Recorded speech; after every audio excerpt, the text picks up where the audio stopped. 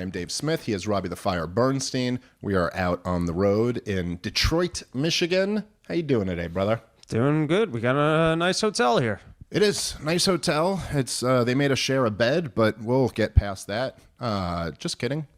Just had to do something that was gayer than the picture I took with Nick Fuentes. And I figured a podcast right alongside a bed was the best thing we could do to top that one.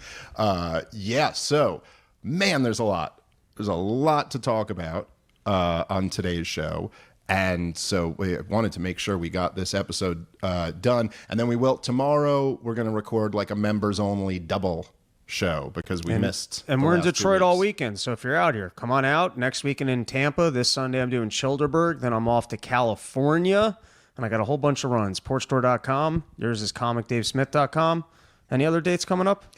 I think I got the rest of this weekend here in Detroit, next weekend in Tampa, Skankfest in New Orleans, and then we got a one-nighter in Poughkeepsie, and that is the rest of my year. There you go. That is the schedule. All tickets available at Charleston people, give me a porch. They're very stingy with their porches in Charleston. Oh, really? I'm trying to add a Charleston, and none of the fans are coming forward and giving me their lawns. Oh, that truly greedy is. Fans, if you ask me. Truly outrageous. Okay, so I want to start the show just with a few quick thoughts about the last episode, where, of course, I had Nick Fuentes on the show. Look, it's been interesting. The reaction, has been, I think, overwhelmingly positive. But I knew it was going to be a big episode. 20 million views. Well, maybe not quite. We need to reach out to more Nazis and white nationalists because that's where the market is. We've been doing this wrong. Well, there is, I got to say, there's something. So the podcast as of right now, and it's been up, as we're recording this, it's been just over 48 hours since the episode was put out. It's over 1 million views on YouTube and over 1 million views on Twitter, making it by far the biggest episode of Part of the Problem ever. Glad to be a part of it. Yeah, well, sorry, buddy. We'll get you on the next big one. But it is, look, I mean, it demonstrates something. And if nothing else, I think it kind of removes the big talking point from like when I had Fuentes on the show 5-6 years ago, where people would say, why are you platforming this guy? And I think it's pretty obvious, like, I'm not platforming this guy. In fact, I think he was platforming me much more so than I was him. And obviously there was the mix of us together, I think, was an interesting dynamic. But look, dude, this kid is just huge at this point. It's unbelievable. And it's a divided country, and it's time for us to come together and forge ties with the LGBTQ. Oh, you son of a bitch. I will tell you. I retract it. Just a joke. You're a nice kid. Thanks for bringing such numbers to our podcast. Well, also, I will say, I don't think he's gay. I don't think Nick's gay. I did not get that impression when we were with him. I don't care about his sexuality as long as he hates Jews. There you go. Well, I will. My last joke. You have serious remarks. Well, I do. I just thought. I think in a weird way, one of the things I was thinking about. First of all, I thought it was great. I thought it was a great podcast. I think the kid. I know people get annoyed sometimes when I say the kid, but that's just the way people in their 40s talk about people in their 20s. I don't mean anything personal by it. He's an incredible talent. To be able to be as good as he is in his mid-20s is phenomenal. I mean, like, it's kind of out of this world how good he is at this at such a young age. And I found him to be very compelling and very interesting. And obviously, like, look, there's areas where we have large disagreement. I thought we would argue a little bit more about the areas where we have disagreement, but regardless of that, the guy, it kind of reminded me, I was just getting interviewed by this guy from Politico, and we were talking about this briefly. And I was talking about how after Donald Trump won the election in 2024, it was almost the first time the media admitted that they weren't the mainstream anymore. Up until for years during the Biden administration, and I guess the last year of the Trump administration, right? We'd hear every day Brian Stelter would talk about the fringe Joe Rogan. You know, he got the fringe Joe Rogan over there with his 15 million views an episode, but we're the mainstream with our 200,000. And we'd all be like, yo, this is totally ridiculous. It's ridiculous that they even frame it this way. And after the 2024 election, it was almost like they had to admit it. And they had to go, hey, we need our own Joe Rogan. Likewise, at this point, which, look, I agree, I felt this way before he was that big, but particularly now, it's like, dude, what are you going to do? Oh, you shouldn't platform him? You shouldn't have conversations with this guy? Like, I'm sorry, you're not platforming him. It's just not like that. And so I think at the very least, you'd have to acknowledge at this point that, like, we should talk. It's better to talk than to not talk. And honestly, I do think there were several things that Nick said that I wouldn't say I didn't expect him to say, but like I wasn't sure he would. Like I wasn't sure that he was just going to like straight up like reject racial hatred and say that like he doesn't want to push people in that direction. And I thought it was very positive that he did. And then I also just, you know, like one of my big takeaways from the whole thing, I guess I've always kind of felt this way, but it was just a little bit more, I felt it more as you're in person talking to somebody and you know, me and Nick both, and we've kind of always had this, whatever views we disagree with each other on, we just like each other, and there's kind of a mutual respect there. At least that's certainly the feeling I got, and I think he would say the same. And I was just, as you're talking to him, it was, you know, something that I've said before, but that I really just kept thinking was like, man, it is so crazy that this kid was determined to be the most evil man in America at like 22. That's bananas. It is so goddamn crazy. And we gotta like, I mentioned this to him on the show, but we have to find a way where now that people are growing up online, that people are being teenagers and in their 20s on their phone, on their computer, we cannot determine that people are evil and can never be like vindicated, or not vindicated, but can never be even rehabilitated, if you wanted to say it that way, because of stuff that they posted when they were very, very young. I mean, I just, if everything that me and my friends said when we were very young, there was like a record of, I could be ruined in an afternoon. And so I think that's something we got to figure out, and it's necessary, like to move forward.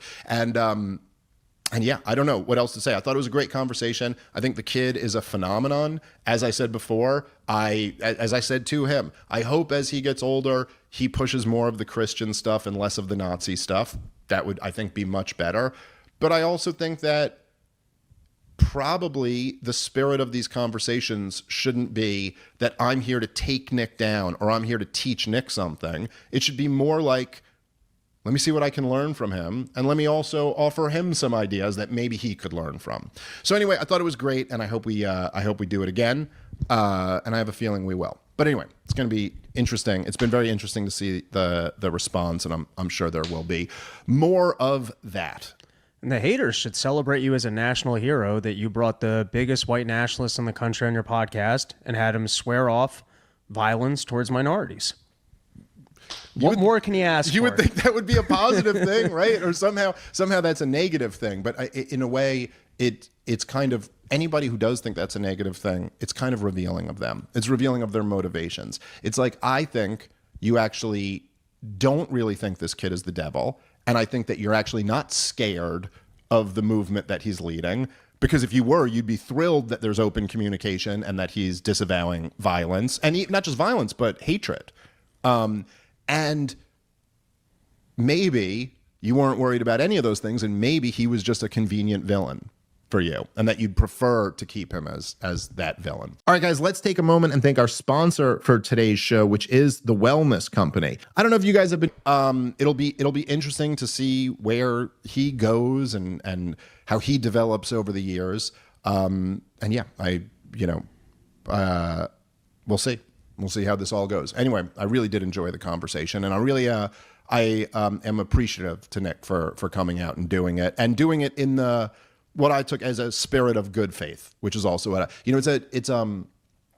think it's a little bit of a weird situation, particularly when me and him had kind of, been feuding a little bit, and then he's been feuding with good friends of mine, and kind of like it's difficult for everyone to come in and like lower their guard and go, let's just be, like that takes a little bit of personal discipline, and I just appreciated that he had that. And so yeah, I guess those are my thoughts on that for now. Okay, let's move on. And this is a little bit selfish of me to do this topic first, but only a little bit, because this is actually a very interesting story. But so the episode with Nick Fuentes is the most viewed episode of Part of the Problem ever, but the most viewed thing that I've ever been a part of is still, and quite possibly will always be, the Douglas Murray debate on Joe Rogan. And so anyway, there's a big story that came out about Douglas Murray the other day. Shout out to Ryan Grimm, phenomenal reporter who broke this story. Love that guy. And he texted me the night before the story broke, and he goes, I got a story for you tomorrow that I think you're really going to like. And I was like, oh, what is it? And he gave me some hints, but then I saw it the next day. So anyway, Douglas Murray, my famous rival from that debate on the Joe Rogan Experience. To places. A traveler to places. Now, of course, as everyone remembers, the big moment of this podcast that went as viral as anything I've ever seen, it's certainly anything I've ever been a part of, was the "You've Never Been," which I wanted to find this clip just so we could play it for today, and I found out I was not aware of this, but all you got to do is YouTube "You've Never Been." And oh my God, it actually took me a while because I was just trying to find this clip for Natalie. It's the remixes. But it's all the remixes. It's all video. So essentially what happened was Douglas Murray tried to make this ridiculous non-argument about me having never been to Israel. It was fairly universally mocked and derided, appropriately so. And then this just became the story of the debate, essentially, was just everybody making fun of how ridiculous Douglas Murray was.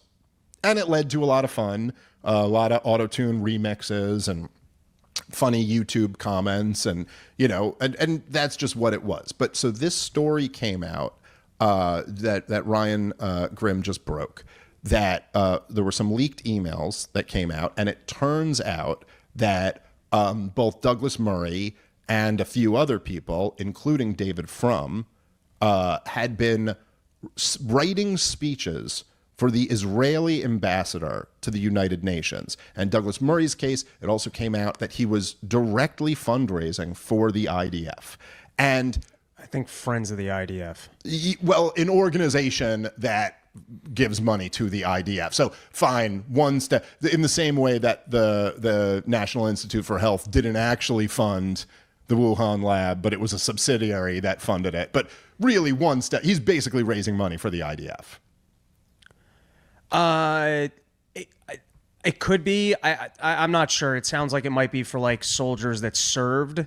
I get the money's fungible, but it might be like going. I don't think like it's money that's going to weapons for the IDF. Okay, fair enough. It's like, regardless, money that is going to the IDF in one form or another. But sure, but regardless, you've got him now writing speeches for government officials and raising money for the government's military in one capacity or the other. Anyway, I can't help myself but just to point out that I have never been caught assisting a foreign government.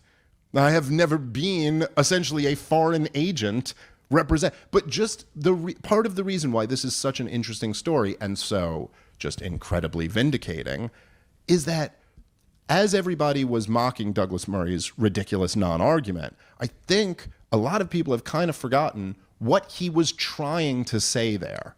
So I'd like to go back to my biggest hit ever. Let's go back and listen to what Douglas Murray was saying to me on the Joe Rogan Experience. Have you been to the crossing points? No. When were you last there at all? I've never been.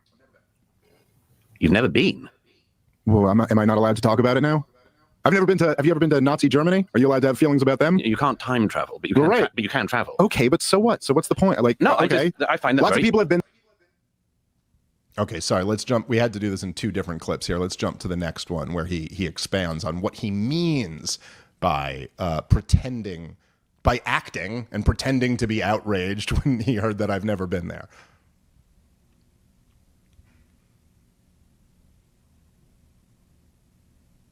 Nope. We got the next one, Natalie? Oh, there we go. I just think this is a non-argument. You don't think? Okay. No, I think it's a non-argument. But if you're an expert, Well, you have to go and touch the ground. No, I think you have to see. I think it's a good idea to see stuff, particularly if you spend a career talking about something. Yes. I have a journalistic rule of trying never to talk about a country, even in passing, unless I've at least been there. Okay. It's a sort of normal, it's a normal thing to do. You're talking about, you're talking about crossing points. And not only have you never been to a crossing point in either Egypt or in Israel, but you've never even been to the region. Okay. Again, I think this is a non-argument. I don't understand. No, it's not a non-argument. Yeah, it is. It's not a non-argument. If you're insisting that you're an expert of some kind, or not claiming you're an expert, but still talking about it, about the provisions going into Gaza or not, if you've never seen any of this going on. I just think this is a non-argument. You don't think? Okay. Okay, so that's this is essentially. I mean, look, it obviously was just a totally pathetic attempt. Even Rogan in the moment is like, I don't understand what you're even saying here. Then he goes into you're claiming to be an expert, which we had already like decided I wasn't, but like whatever. The point here is that, first of all, also just in Douglas's point, I don't even think I caught this like in all the times that I've seen this clip, which I've been flooded with quite a bit, that he goes, you're talking about the crossing points, but not only have you not been to the crossing points in Egypt or in Israel, but you've never even been to the region, which makes no sense at all. Like, what if I had been to what's going on? I don't know what's here? going on with the camera. I think it will. Okay. But so the idea that like if I had been, If it just give it a second, if it keeps doing it, we can make an adjustment. Okay. But so like if I had been to Saudi Arabia, then I could talk about the crossing between Egypt and Gaza or something. Like it doesn't even make any sense. But the point he was trying to make was about journalistic standards. And in fact, in his follow-up op-ed in the New York Post, this was the point he was trying to make. Journalistic standards, these people who aren't experts. And that's his point. I have a journalistic standard that if I'm going to talk about an area, I've at least visited it. Now, that is not true. He's a liar. He's never been to Iran. He's never been to North Korea. He talks about these places all the time. But the claim he's making is that he has these journalistic standards. Well, where exactly are the journalistic standards in being an agent for a foreign government and not disclosing that? I mean, this is so goddamn appalling. And I do not think, like, I'm sorry, that is not an overstatement. If you are writing speeches for and raising money for not your own government, but a foreign government, and then you're going to lecture others about standards in journalism while not disclosing that, it is, oh man. This should, look, that podcast with Rogan should have and probably was the death of Douglas Murray's reputation. But if there was any sliver of it left, this should just absolutely destroy it. What an intensely dishonest person, which, by the way, is going to be a theme of this show. Like, how many of these Zionists are just the most intensely dishonest people? Now, this is not, by the way, it's even worse than, say there was a journalist who was reporting on the CIA, but was also working for the CIA and didn't disclose that. That'd be pretty bad. That'd be a pretty severe violation of journalistic ethics, okay? But this is a foreign government. It is so much worse. It is so much worse than serving your own country in some capacity, which would still be pretty bad if you weren't disclosing that. But to sit there talking about the foreign nation which you, sir, are an asset of, an agent of. Douglas Murray is a foreign spy. And he's sitting there talking about journalistic ethics to me. Wow. I think also the words to the ambassador is essentially helping them craft the propaganda. I believe it went back to 2012 and speaking out against the divestment. But he's literally helping craft Israeli propaganda. And now this is from a single hack. That's a breadcrumb. That's not the totality of the story of Douglas's Murray relationship with Israel. But if you're taking the time to go, hey, I've got some expertise in journalism, let me help you guys try and craft your propaganda message, and then you're out in the public space now, pretty clearly trying to advocate for one side, My guess is that there's more of a relationship there and more of a payday there than just, hey, I'm friendly with the ambassador. Let me try and help you here and craft some of the message. Yeah. Well, the fact that Douglas Murray wouldn't go, well, look, I present myself as a journalist, even though I'm totally on your side. I can't be writing your speeches for you because, like, you're a foreign government. I'm a British citizen. I can't be writing speeches for a foreign government. Nope, does it. And no need to disclose it. So save me this load of bullshit about your journalistic integrity and the ethics of being a reporter and how these podcasters just don't have the same standards that we have. What standards are those? But now, Dave, have you ever met the ambassador? Like, you've never met him? How can you comment?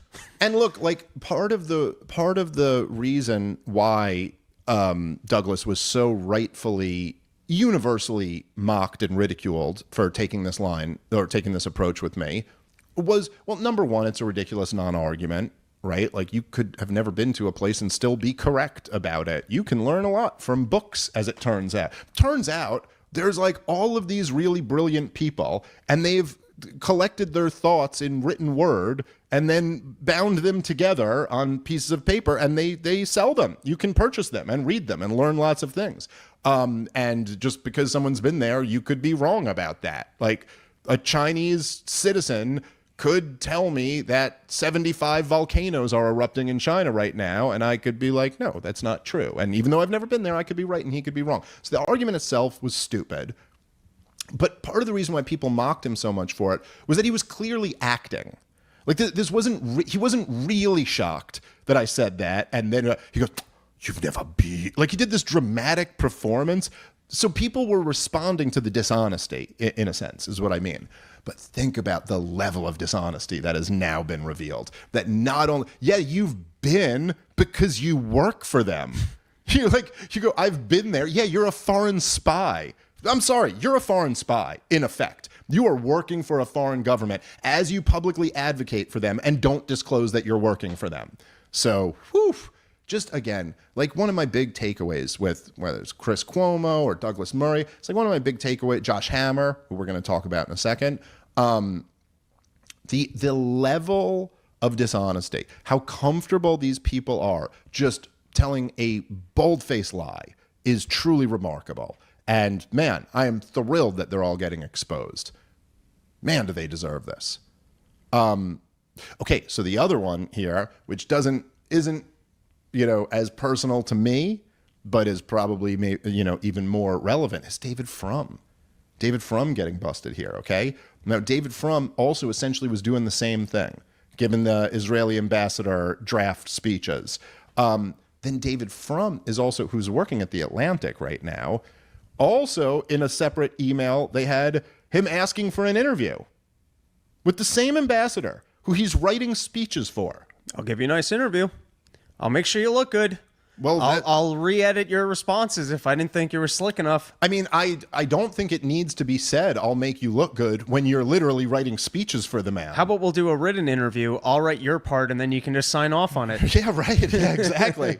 I mean, it really is like, and to all of the people in the old guard, in the legacy media, who are, constantly decrying the lack of journalistic standards in the podcast scene. I mean, how can you defend this?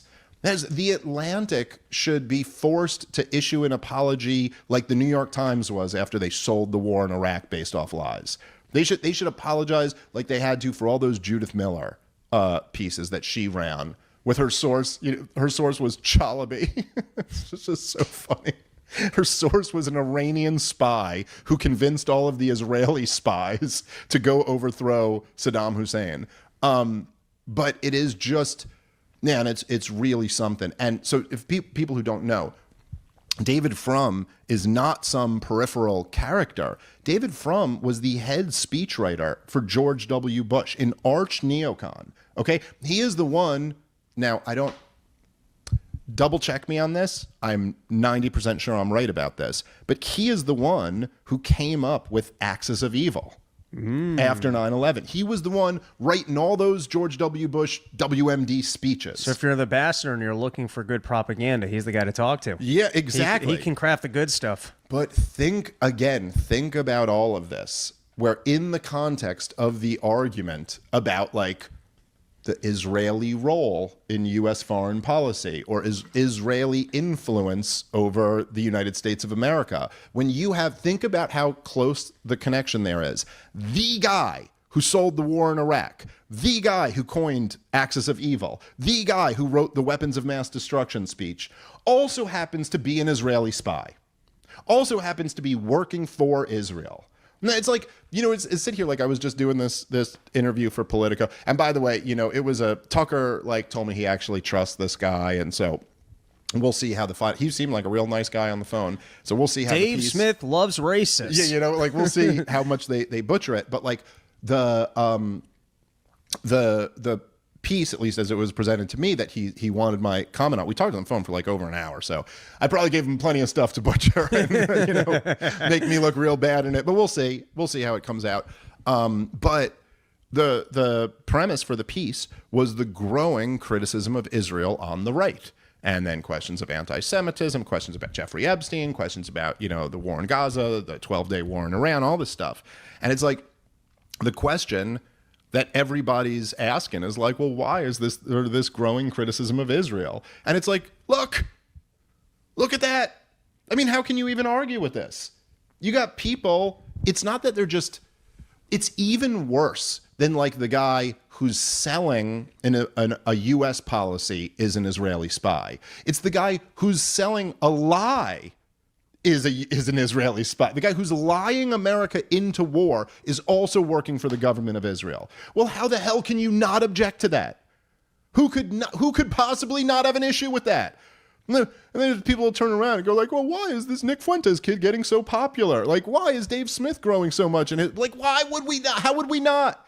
How would the people who are calling this out not grow in popularity, and the people defending this not have their trust evaporate?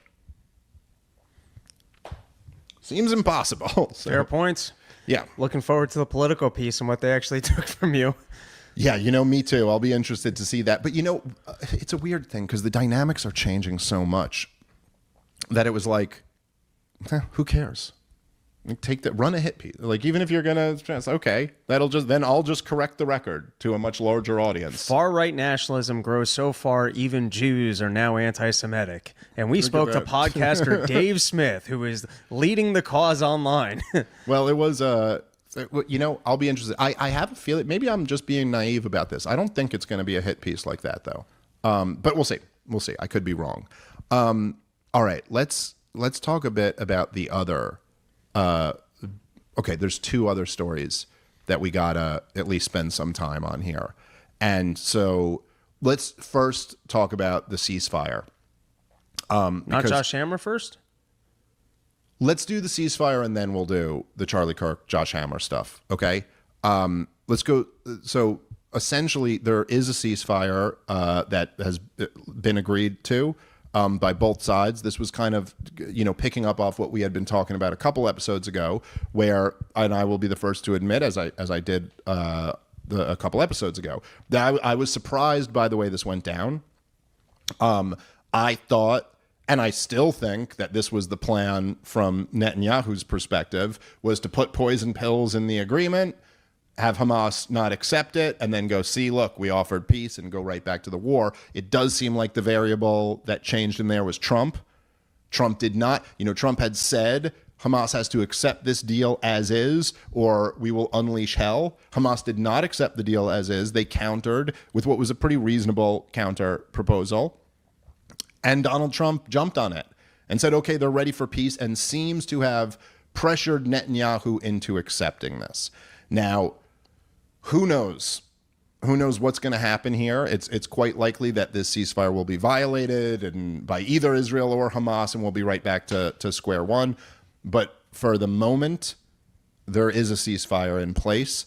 This ceasefire is supposed to facilitate very immediately the release of the remaining hostages, an increase in aid going into Gaza, a pause in the killing in Gaza, and then we will work out, as Hamas gives over power to what they say another Palestinian group, and Israel retreats to an agreed upon position in Hamas. So it's not exactly what Hamas wanted. It's not exactly what Benjamin Netanyahu wanted, which is the sign of a good negotiation, right?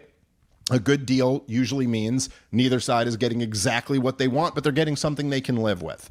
Now, who knows what's going to happen in that part, but if we get the first immediate part of this, which is the hostages are released and additional aid comes in and the dying stops for the moment, well, hey, that is really fantastic. That is really, really great, and everybody should be happy about that. Even everybody who's not getting everything that they wanted should be very happy about that, and that's certainly much better than that not happening. So that's kind of like where I'm at with this. I think it's great, but we should be cautious in our optimism. I don't know if you have any other thoughts on that. Seems like a win for now, and I would be surprised if Hamas reneged on releasing the hostages, as Israel is pulling back from its position. But you've got big variables on the table, the biggest being whether or not Hamas is actually going to disarm and give up power in the region to some other entity. And then you got the whole other, what kind of investments actually coming into the area and what does that look like? But I think the biggest obstacle for moving forward is going to be, does Hamas actually disarm and give up power in the region? But for now, seems like Trump got the hostages out and has created an actual ceasefire. And, maybe the Israelis will actually adhere to it. And perhaps perhaps Trump has a good win here for peace. Yeah. But there still seems to be a lot to work out.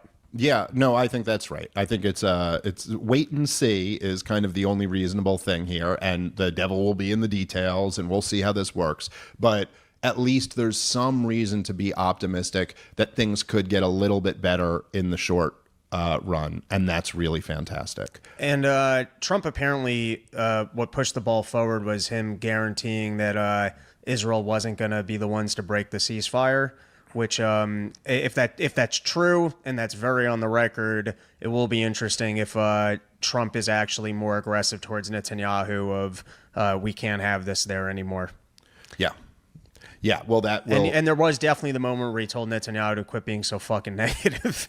Yes. No, that's for sure. And it does, again, it'll be interesting. It'll be interesting to see how this actually develops. And is it the case that Smotrich and Katz and Netanyahu and all these guys just lose and don't get the ethnic cleansing they want, or don't get the annexation or occupation that they wanted? Is that... It's certainly not obvious right now. And from everything I'm seeing, it doesn't seem like the residents of Gaza are upset about the war being over, because they wanted to continue being human shields and take advantage of this opportunity that everyone's upset with Israel. So I don't... Yeah. Yeah. No, I don't think so quite at all. I wanted to read this because I thought this was kind of interesting. There's Coleman Hughes, who I just debated recently. And I was destroyed, according to the people who thought I was destroyed by Douglas Murray as well. But anyway, so he posted this on Twitter. Was this today? He posted, "Pure joy in the air." Are you sure that this is actual evidence of his opinion? I know it's written and you're reading it, but... Well, yeah, I mean, who knows? No, I've actually seen the tweet, and so therefore it's legit. Oh, okay. It's legit. It's not hearsay then. I got you. I'm learning here. So he wrote, quote, "Pure joy is in the air," end quote, is how an Israeli journalist described the mood in Israel right now. But how could that be? The Israelis want, above all, genocide and ethnic cleansing. Then why would they celebrate a deal that ends the war with no ethnic cleansing and 90% of Gazans alive? Quote, "Pure joy is not what you feel when your deepest ambitions have just been thwarted. It's almost as if the goal of the war really was to get the hostages back and oust Hamas. It's almost as if Israelis are motivated by a deep, dark desire to live in peace with their neighbors." A few things on... Oh, go ahead. Just off the bat, there's a term mowing the grass, which I've heard from the Israelis quite a few times. Mowing the lawn, mowing the grass. Yeah, which is essentially every once in a while you got to go in there and you got to kill a whole bunch of people to kind of keep them in line and keep them in check. And so they do have a stated objective of doing that, and they certainly accomplished that here. Maybe there are some that actually wanted a full... Listen, the word genocide is just too academic for me. I'm simple-minded and like just, hey, there's civilians over there and you're killing them. Let's not be killing civilians. Whether or not it is or isn't a genocide, other academics can have that conversation. It's just it. But the point I'm trying to make is to now turn around and go, oh, they were only looking for genocide. They didn't accomplish that and they're happy. Well, there certainly are people that have stated a goal of mowing the lawn, which is pretty gross as a goal. And they certainly did get that goal. And maybe at the moment, not everyone who, like, Netanyahu might be upset that he's not actually able to totally ethnically cleanse the region. And it might be something that he can't verbalize right now of, man, Donald Trump really got in the way of me accomplishing my goal of completing a genocide. Well, look, good luck getting on the news and saying that. dude, there's so, again, and this is, I think, a major part of the reason why Israel has lost this PR battle so badly. And it's like, when you look at the numbers, dude, like I saw one poll the other day that said it was pre October 7th. Who do you sympathize with more, the Israelis or the Palestinians? And it was plus 48 for Israel. Like that was the standard in America. And the latest, the same poll, or the same polling organization, had it +1 for the Palestinians. Now, I'm just saying, a 50-point swing in a poll is something you almost never see. Like in any issue, there's almost any issue in 3 years to swing 50 points in a poll is, now, again, I'm not saying that any one poll has it exactly right, but when you track a 50-point swing, there is a major trend going on there. And part of the reason, there's several, but part of the reason why Israel is losing the PR war so bad is that they rely on this type of just obviously disingenuous stuff. Like one of the basic things Coleman's doing here is he's conflating two different meanings of Israel. So he goes, when he's saying joy is in the air, oh, I thought the Israelis' goal was this, but in fact, why are they celebrating this? Well, you're talking about the people. And I don't think that too many, certainly I was never making the argument that the Israeli people were purely motivated by a desire for blood and genocide. And so, like, yes, after 3 years of Israel becoming a global pariah and turning the entire world against them, the fact that some citizens might be happy that this thing is over, that's great. That's wonderful that they're celebrating that. And much like I gave Israeli citizens credit for the protests that have happened in the last few months over the war, well, that sure is great, but that doesn't actually prove anything. Like that, it's not, okay, is Smotrich celebrating? You know, what does Netanyahu really feel in his heart about this? I mean, not that we know, but like, it's not so clear that he's celebrating this. But then, okay, so there's one. You're just blatantly using Israel as you like. Usually, if we say, for example, if we were talking about a foreign country, if we say China is thinking of moving on Taiwan, what we're saying is the Chinese government. We're not saying the collective will of all the Chinese people. And if we went, China is thinking of moving on Taiwan, and then I went, but here's an opinion poll where 70% of the Chinese say they don't want to move on Taiwan, you'd go, yeah, but that's a different conversation. We're saying, what is the government planning? As we all know, governments don't always do what the people want them to do. Oftentimes, they do the exact opposite. So that's already a very dishonest framing.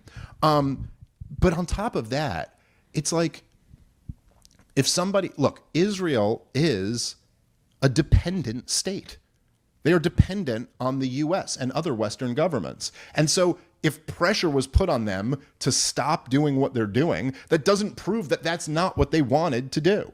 It doesn't prove, like if you run into a building with the plan of, I want to murder everyone in this building, and you only murder a percentage of them, but also you're relying on somebody else who's paying for the bullets and paying for the guns. And then the person paying for the bullets and paying for the guns goes, enough, you have to stop, and you stop with only murdering a percentage of them. That doesn't prove that the people who said your motivation was to murder all of them were wrong.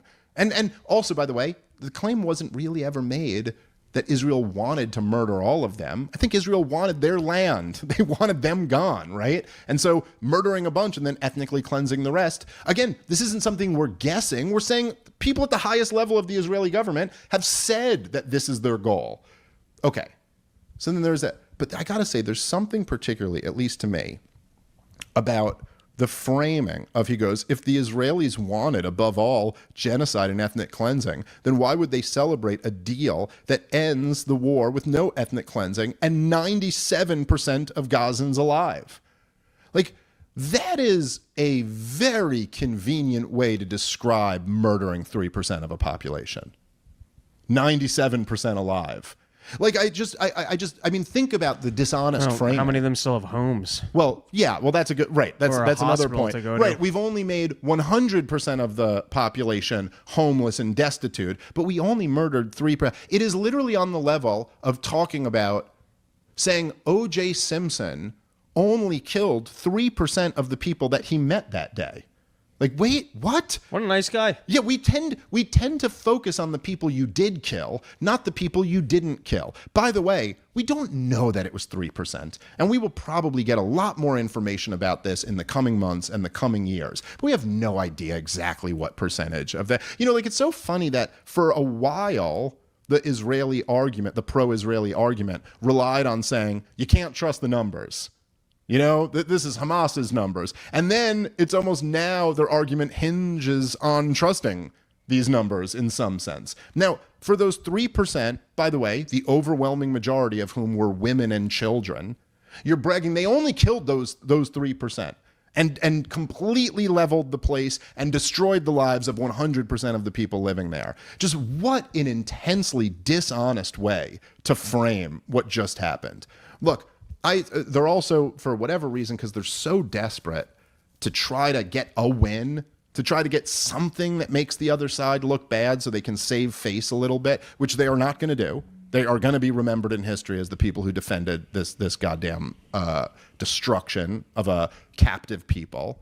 But a lot of them now are saying, well, where are all these people? The people who wanted a ceasefire, why aren't they celebrating? Well, like I just said, I wouldn't describe it as celebrating because we don't know what's going to happen here. But I am cautiously optimistic. Man, if the dying can stop and some more aid can get in, then hallelujah.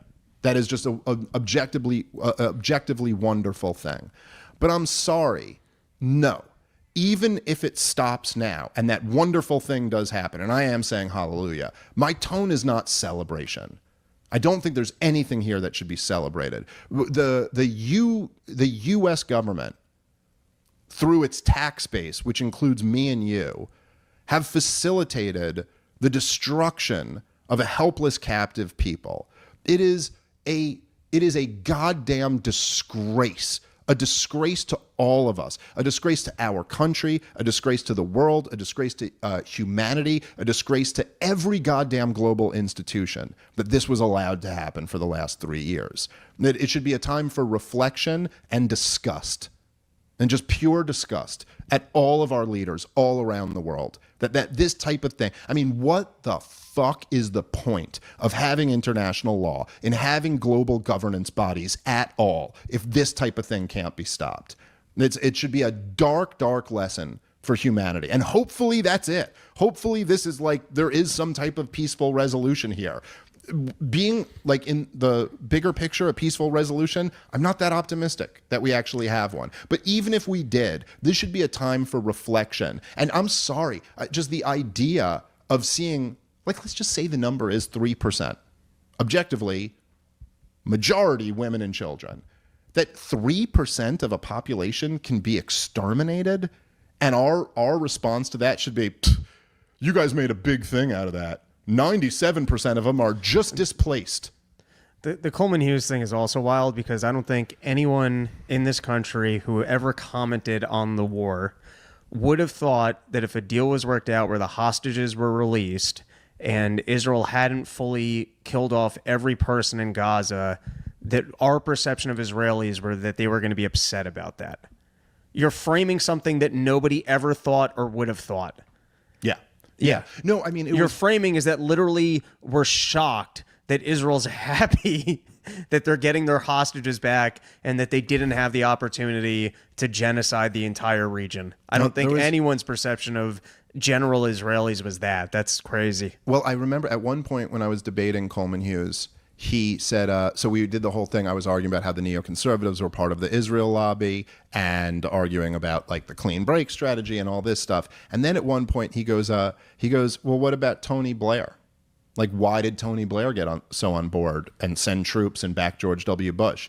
And I was like, well, I don't really know enough about like the motivations of Tony Blair, but I would, my guess would be that in the wake of 9/11, he made a political decision to be all in with the George W. Bush administration, and that he viewed that as, like that was his political calculation at the time.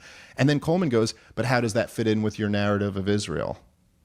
And I went, the world's complicated and there's more than one reason for stuff, but it's almost like he was not blatantly straw manning me, but there's like an implied straw man there that like, yeah, but you're saying that these Jews run everything and every decision is because, but it's like, yeah, but that's not what any of us ever said. That's not the point. The point is just that like the Israel lobby did push for this war and they were the difference. It wouldn't have happened without them and it did happen with them. That's enough to be an issue. And so, right, like you said, it's like you're setting up this thing that never would have been the agreed upon paradigm at the beginning. That, yes, like imagine right after October 7th, if somebody had said that, like, if any critic of Israel was saying that, like,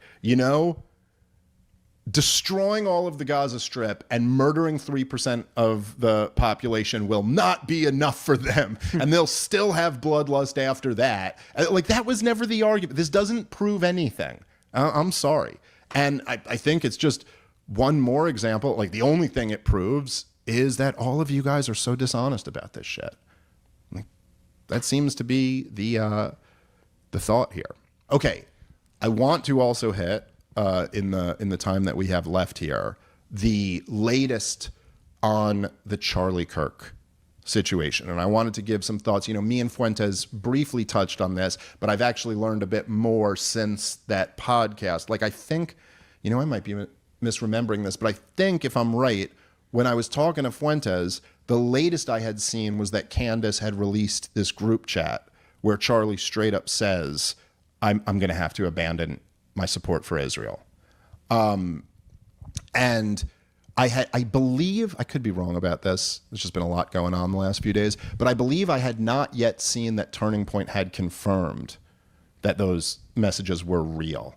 But so I've been thinking about this a bit more lately, and actually I just watched our good friend Clint Russell's last podcast on this, which really was phenomenal. Let me see if I can find that so I can give it the right plug. I love Clint. Clint's one of the best guys out there in this space. Liberty Lockdown. He is criminally underrated. His latest podcast was titled Charlie Kirk Provably Betrayed, Candace Owens Bombshell Texts, My Reaction to Dave Smith. My reaction to Dave Smith and Nick Fuentes. It's a not that long of a podcast. It's a little over 40 minutes. But I thought it was really excellent. And it was, he was, as is usually the case. I mean, me and Clint usually see eye to eye on most issues. And I kind of, I pretty much agreed with everything he said. I always hesitate to go, I agreed with everything he said, because maybe there was something in there. But for the most part, I think I'm right where he is. And so I wanted to kind of like talk about this because I have been, and I think I have some credibility on this issue because I've been, a fairly prominent critic of Israel through all of this stuff. I am, was friends, I would say, with Charlie Kirk, and I am friends with Candace. But I've also been somebody who's taken a lot of heat from my own audience. I do hear you good people for saying from the very beginning that, look, I don't see any evidence that Israel was involved in this. So I want to be careful in what I say here. I would still say there is no hard evidence that Israel was involved in the assassination of Charlie Kirk's murder. There's no hard evidence that puts an Israeli in a network with this alleged shooter, or that you know what I'm saying? Like, we don't have anything like that yet. But let's talk about what we do have. Because what Candace just revealed really is something. This is not nothing. And it's more than enough to, look, it's not hard evidence of who done it, but it is more than enough at this point to raise an eyebrow. And it is more like if this was a domestic crime and you were the detective or you worked at the police department or something like that, you're not ready to bring anything to a grand jury. You're not ready to make arrests. You're ready to ask some people to come in for some questions at this point. Like, that's where you are. In the cop shows where they're like, hey, you're free to go, but we'd like to ask you some questions downtown. And there you come in and, hey, you're free to go anytime, but we'd like to get you on record here. I think we're at that point. And so one of the things, if we track this timeline, this is kind of what we have right now, seems to me. Candace, and I agreed with Clint when he said this, which I think Candace handled this truly brilliantly. And Candace is no dummy. Let me say that about Candace. And of course, there's been, as I've mentioned on the show many times, there's this very interesting dynamic with her and her show lately where she is mourning. I mean, she is grieving the loss of a close friend, and you can feel that on her. And there's something very visceral about that. But she is also like prosecuting this case and trying to get to the bottom of it. And so what Candace did is she came out and she said that Charlie Kirk was rethinking his support for Israel. Now, this is after Benjamin Netanyahu is quoting from the letter that he read to him, and all of the Zionists are trying to kind of like control the narrative. Candace says he was thinking of turning on them. All in response to that, all of these people, including Josh Hammer, go out there and they say, that is absolute bullshit. He was never thinking of that. Josh Hammer's out doing shows saying, well, just look at the letter that he wrote to Netanyahu. He was not even thinking of questioning, his loyalty toward Israel. Okay, we now know, and it's been confirmed, that Josh Hammer was lying through his fucking teeth when he said that. He was on the group chat where Charlie Kirk straight up said, I'm going to have no choice but to abandon support for Israel. And so I would just say, like, I'm not trying to overplay what we have here, but I'm also not trying to underplay it. Josh Hammer, and I think Josh, I've met Josh a couple times. I've debated him twice. You got some questions to answer, man. You really got to answer some questions. You were lying through your teeth publicly during an active murder investigation. Like, now look, that's not perjury. He wasn't, he wasn't under oath when he lied about this stuff. But there's two elements to this. Number one, there was an active murder investigation going on, and you're publicly lying about the information that you know. And number two, supposedly, this was your good friend. People could talk about, and I've had some people, there were some people who gave me some shit for reading the text messages that Charlie sent me. And I understand where they're coming from. People going like, listen, man, that was a private message and this guy's dead. So aren't you kind of making a decision to say something publicly that he didn't necessarily want said publicly? And I understand that. And it was something I wrestled with a little before we did it. But it was like, you know what? At this point, Netanyahu had already been reading selective passages. This is before he released the full letter. If that is the full letter.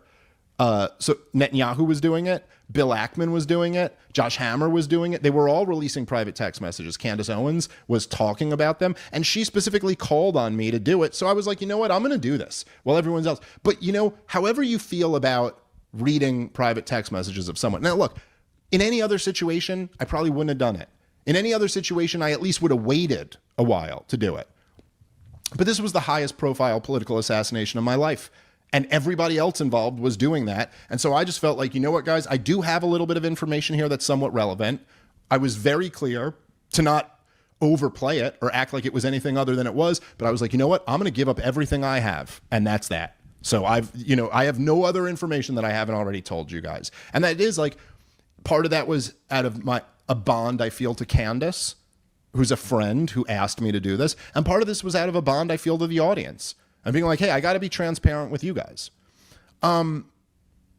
however you feel about that, and I could still understand some people going, yeah, I don't know if that was the right thing to do. How about lying? How about lying about your friend? Josh Hammer knew, he saw the words. Do not think for a second that every Zionist on that call, that did not send up major alarm bells for them, that Charlie Kirk had said he had no choice but to abandon support for Israel. This was 24 to 48 hours before he's killed. Okay? So Josh Hammer lies through his teeth about his friend who hasn't been buried yet, and says that this is absolute bullshit when he knew it was true. Okay, that's something. That's at least, we're going to ask Josh to come in for some more questions here if you're a local police department. Now, I will say, and again, this is not hard evidence of Israel's involvement in this, but Candace also did reassert the other day that 3 different people have confirmed to her that Charlie Kirk thought Israel was going to kill him. That's what she's saying. 3 different people said that. Now, also, Andrew, who I met down at the Turning Point USA event, he revealed something very interesting. It's not only that he said the group chat was legit. It's that he said he had taken the screenshot. He had taken the screenshot, which is the one Candace was sharing, and he said he had sent it to the authorities. He sent this to the authorities because he thought they needed to know this. Now, I'm trying to really be fair here about what we have. And I will fully admit that I am perhaps on some level motivated by the fact that I really do not wish for this to be like I really do not want me debating at Turning Point to be like part of the reason why this happened. It's an inexpressibly bizarre feeling. But if what we have right now is that multiple people are saying that Charlie Kirk was worried that Israel would kill him for abandoning support with them, and that 24 to 48 hours before his death, he said, I'm turning on Israel. I'm not supporting him anymore. And then all the pro-Israel people around him lied through their fucking teeth about that before he was even buried. Okay, you're still not at hard evidence of who did it. And maybe somebody who's got more police experience than me could answer this question. But I think we might be approaching person of interest. You certainly might be approaching who you'd want to talk to more about this. So I don't know what more to add from that. I would recommend Clint's latest podcast on it that I thought was great. But I'm just trying to look at all of that and grapple with it honestly. And I would just add to the story that all the details, the official details of the shooter, don't seem to really add up. And there seems to be some oddities. And then just I had one other takeaway on the Josh Hammer thing, because this actually caught my eye a little bit more, because I guess this whole whodunit thing it's all, firstly, just ADD of me. At first, I was annoyed with Candace because I was like, you're yelling at everyone to show your receipts and you're not showing your receipts. This seems contradictory, but I guess it was well played because you caught some people in traps. So, well, that's all I'm saying is that, look, as Clint put it, Candace doesn't have subpoena power. So I think what she could do is make these statements, get all these motherfuckers on record, and then release the receipts. Right. So but also, I think that people are, look, I get that. A lot of people were given, I think there's a lot of people who owe Candace an apology because you can't criticize her for not releasing the receipts and then also criticize her when she releases the receipts. And again, you could say, why'd you hang on to it for this long? But then again, maybe there's a strategy involved in this. Just back to Hammer for a second. Go ahead. I don't know how big of a publication Newsweek still is, but I used to read it in college. That was like the one thing I would read on Saturdays. I didn't otherwise follow the news, and it was a good publication because at the time it was kind of down the middle. It was very mainstream. Got a pretty good picture of what happened in the news that week. It still is a big brand. Newsweek is a big brand. I believe Hammer's position is the senior editor. It seems very inappropriate to be the senior editor of what's not sold as a propaganda publication and to be trying to navigate donor calls and Israeli messaging with other people in the media. That seems to me like either agent of Israel or just grossly dishonest journalistic practices that you're literally the head editor, but you're behind the scenes trying to navigate the media space on Israeli messaging, and you're trying to navigate donor calls of donors who have a specific narrative and are upset with the person who's not fielding that narrative. I don't understand how you have both those positions. Yeah, well, no, 100%. And look, back to the broader point. This is why so much of this Israel conversation is just not going away. Because, like, what is that? I mean, like, look, again, in effect, you're a foreign spy. Like, what is this? You're sitting here, you are presenting yourself as an America First American citizen / journalist, but you're actually a foreign spy. Your number one goal is actually to manage the image of a foreign country. If it were any other country, we'd have the same reaction. Like, no, I'm sorry, that's crazy. And it doesn't matter how close an ally they are. It wouldn't matter if it was Canada or the UK or France or anyone. It's a sovereignty issue. It's an honesty issue. It's like, you just can't do that. And so look, I got to be honest. And this is something that it's always, it's always something like people who do what we do. If you're in this world, it's always something you got to try to navigate. You got to try to navigate against your own personal incentives versus finding the truth. And part of that is even positions that you've staked out so far. So like there's this inertia, there's this invisible incentive to like, I came out and said Israel, there's no evidence that Israel's involved in this. And so then you almost like want to dig your heels in and say, but look, I'm just saying, zoom out here.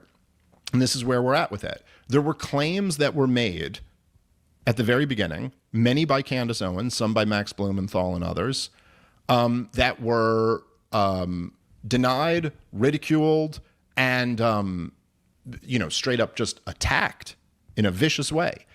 Some of these claims were that Charlie was rethinking his relationship with Israel.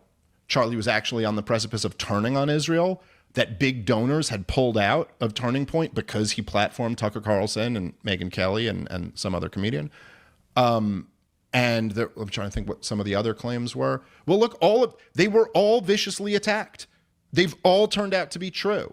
I guess what exactly the nature of the Hamptons meeting has not, been proven. But still, you've got enough that's there at this point that you're like, whoa, they're really, and it does, I'll tell you, thinking about all of that, it makes you look at the Megyn Kelly interview in a slightly different light. There you go. Okay, you can really see what he was saying there. As Nick pointed out on the last episode, there was one point in that Megyn Kelly interview where he actually goes, "You're going to lose me," and then stopped himself and went, "Well, you're not going to lose me, but we all saw what you wanted to say there, Charlie. We all saw what your thought was."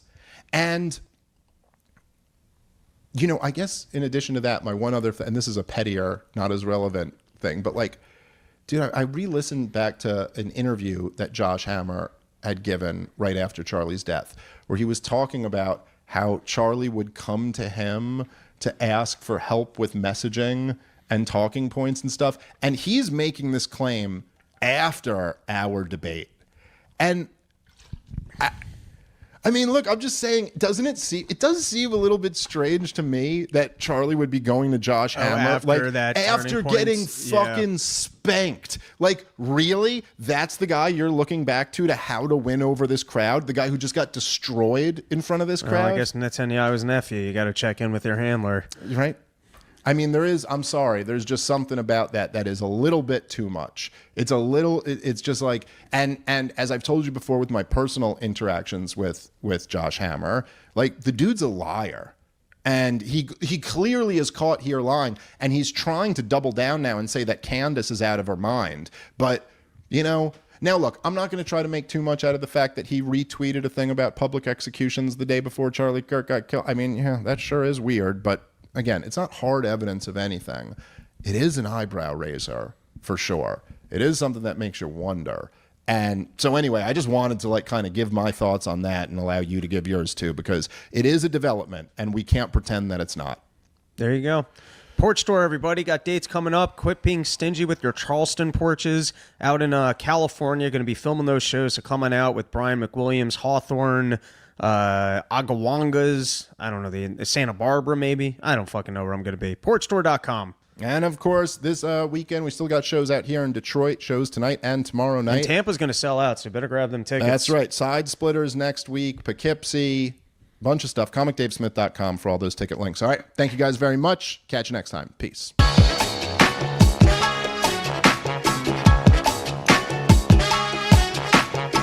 What's up? What's up, everybody? Welcome to a brand new episode of Part of the Problem. I am Dave Smith. He is Robbie the Fire Bernstein. We are back from San Diego. We had a great weekend out there. We had a rough time getting home, the two of us, but we are back home. How are you feeling today, Rob?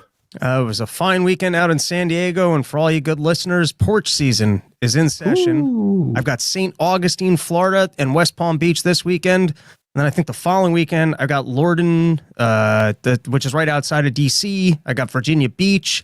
I got some spot out in Jersey, and then a whole run of Texas shows. So we're going to be porching hard. Come join us. Hell yeah. Make it out there. Of course, me and Rob's next date together is in 10 days. We'll be out in Appleton, Wisconsin at the Skyline Comedy Club, which I've heard great things about. This is this will be my first time ever in Appleton. But I've heard that this is a great club and it's a great town. And I've already heard a lot of people are excited to come out. So looking forward to that. And then after that, we're back at Wise Guys in Salt Lake City. We had a great time there last year when we were out there. Rob, can you still ski in June out there? No, but I hopefully if unless I'm still shuffling around like a Chinese lady with an injured back, I'll do some mountain biking, some hiking or something. It's there you go. There. And then, of course, it all leads up to the one we're real excited about is the Denver Comedy Works. For the first time, me and Rob will be out there for a full weekend. Then we're back at Hilarities, the Comedy Connection in Providence, Tacoma, Spokane, Detroit, Tampa, Florida. A lot of fun stuff coming up. ComicDaveSmith.com to grab those tickets. All right, so let's get into today's show. There are a few things that I really wanted to talk about. Let's start with Donald Trump, who sat down with Kristen Walker. I do not, for the life of me, I do not understand why Donald Trump still does interviews with these people. I don't get it. It's like isn't your whole thing that you broke this media apparatus? Why? Look, whatever. He could talk to whoever he wants to.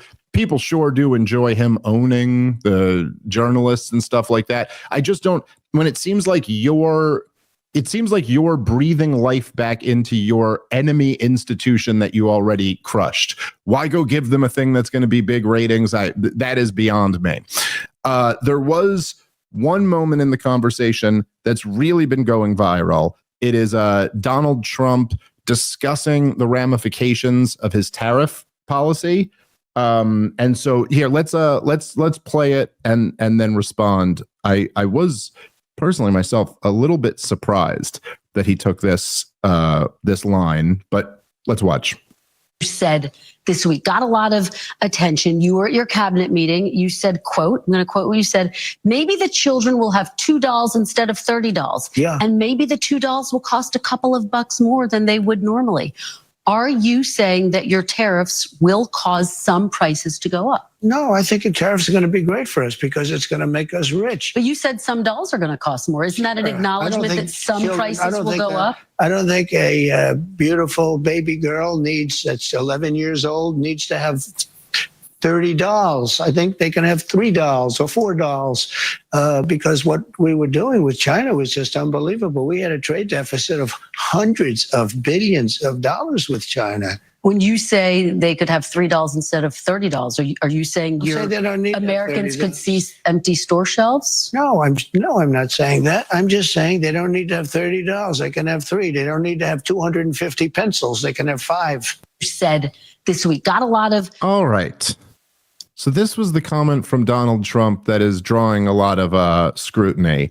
And I got to say here, Rob, I think we've tried our best to do a good job here of just like calling balls and strikes. So like I will be the first one to give Donald Trump credit when he does something good. I'll be the first one to criticize him when I think he does something wrong. I'll be the first one to defend him when I think he's being unfairly, villainized by the corporate media or whatever. This is retarded bullshit. This is just ridiculous. It's ridiculous on so many goddamn levels. First of all, it's like, you can't have it both ways, dude. You can't say that like, maybe you only need $2. You don't need $500 or whatever. But then also go, oh no, but it's not going to raise prices at all. It's like, so which one are you talking about here? I also, by the way, I find this in a weird way to be kind of an interesting topic. This is something that I've talked a lot about with like close friends and family members about just how we get our kids too much stuff these days. And like, I do feel like my house is just like covered in toys. And I was like, maybe in some way, like if my kids had less toys, they'd appreciate the ones they have more, something like that. But that's a very different conversation than a conversation about a government policy that makes it more expensive to get your kids toys. And I'm curious to get your thoughts on this, Rob, but I just, for a few reasons, I find this to be totally indefensible. And okay, here's one of the major ones. Well, a couple of them. I mean, obviously, the point that we've made a million times that you could keep making, he could just sit here and assert that the tariffs are going to make us rich. Again, it's like, well, which one is it? Are we going to be getting more dolls or less dolls? Like, what are you talking about here? But if you're saying the tariffs are going to make us rich, you got a whole lot of problems there. Like, why? Okay, then like, why wouldn't a full blockade make us rich? Why do we trade with the world at all then? Why don't we get super rich and just never trade with the world? Why don't we make ourselves, if the principle applies, let's stop trading between the states, right? Like, let the states get real. Let's just stop trading between households. Just you produce everything in your household. If this principle is true and it makes you rich to stop trading with others, I don't see what the limiting factor there is. But regardless of that, one of the, like, when I'm having these thoughts and these conversations with friends and family of mine, I also recognize that I'm not in the financial position that everybody's in.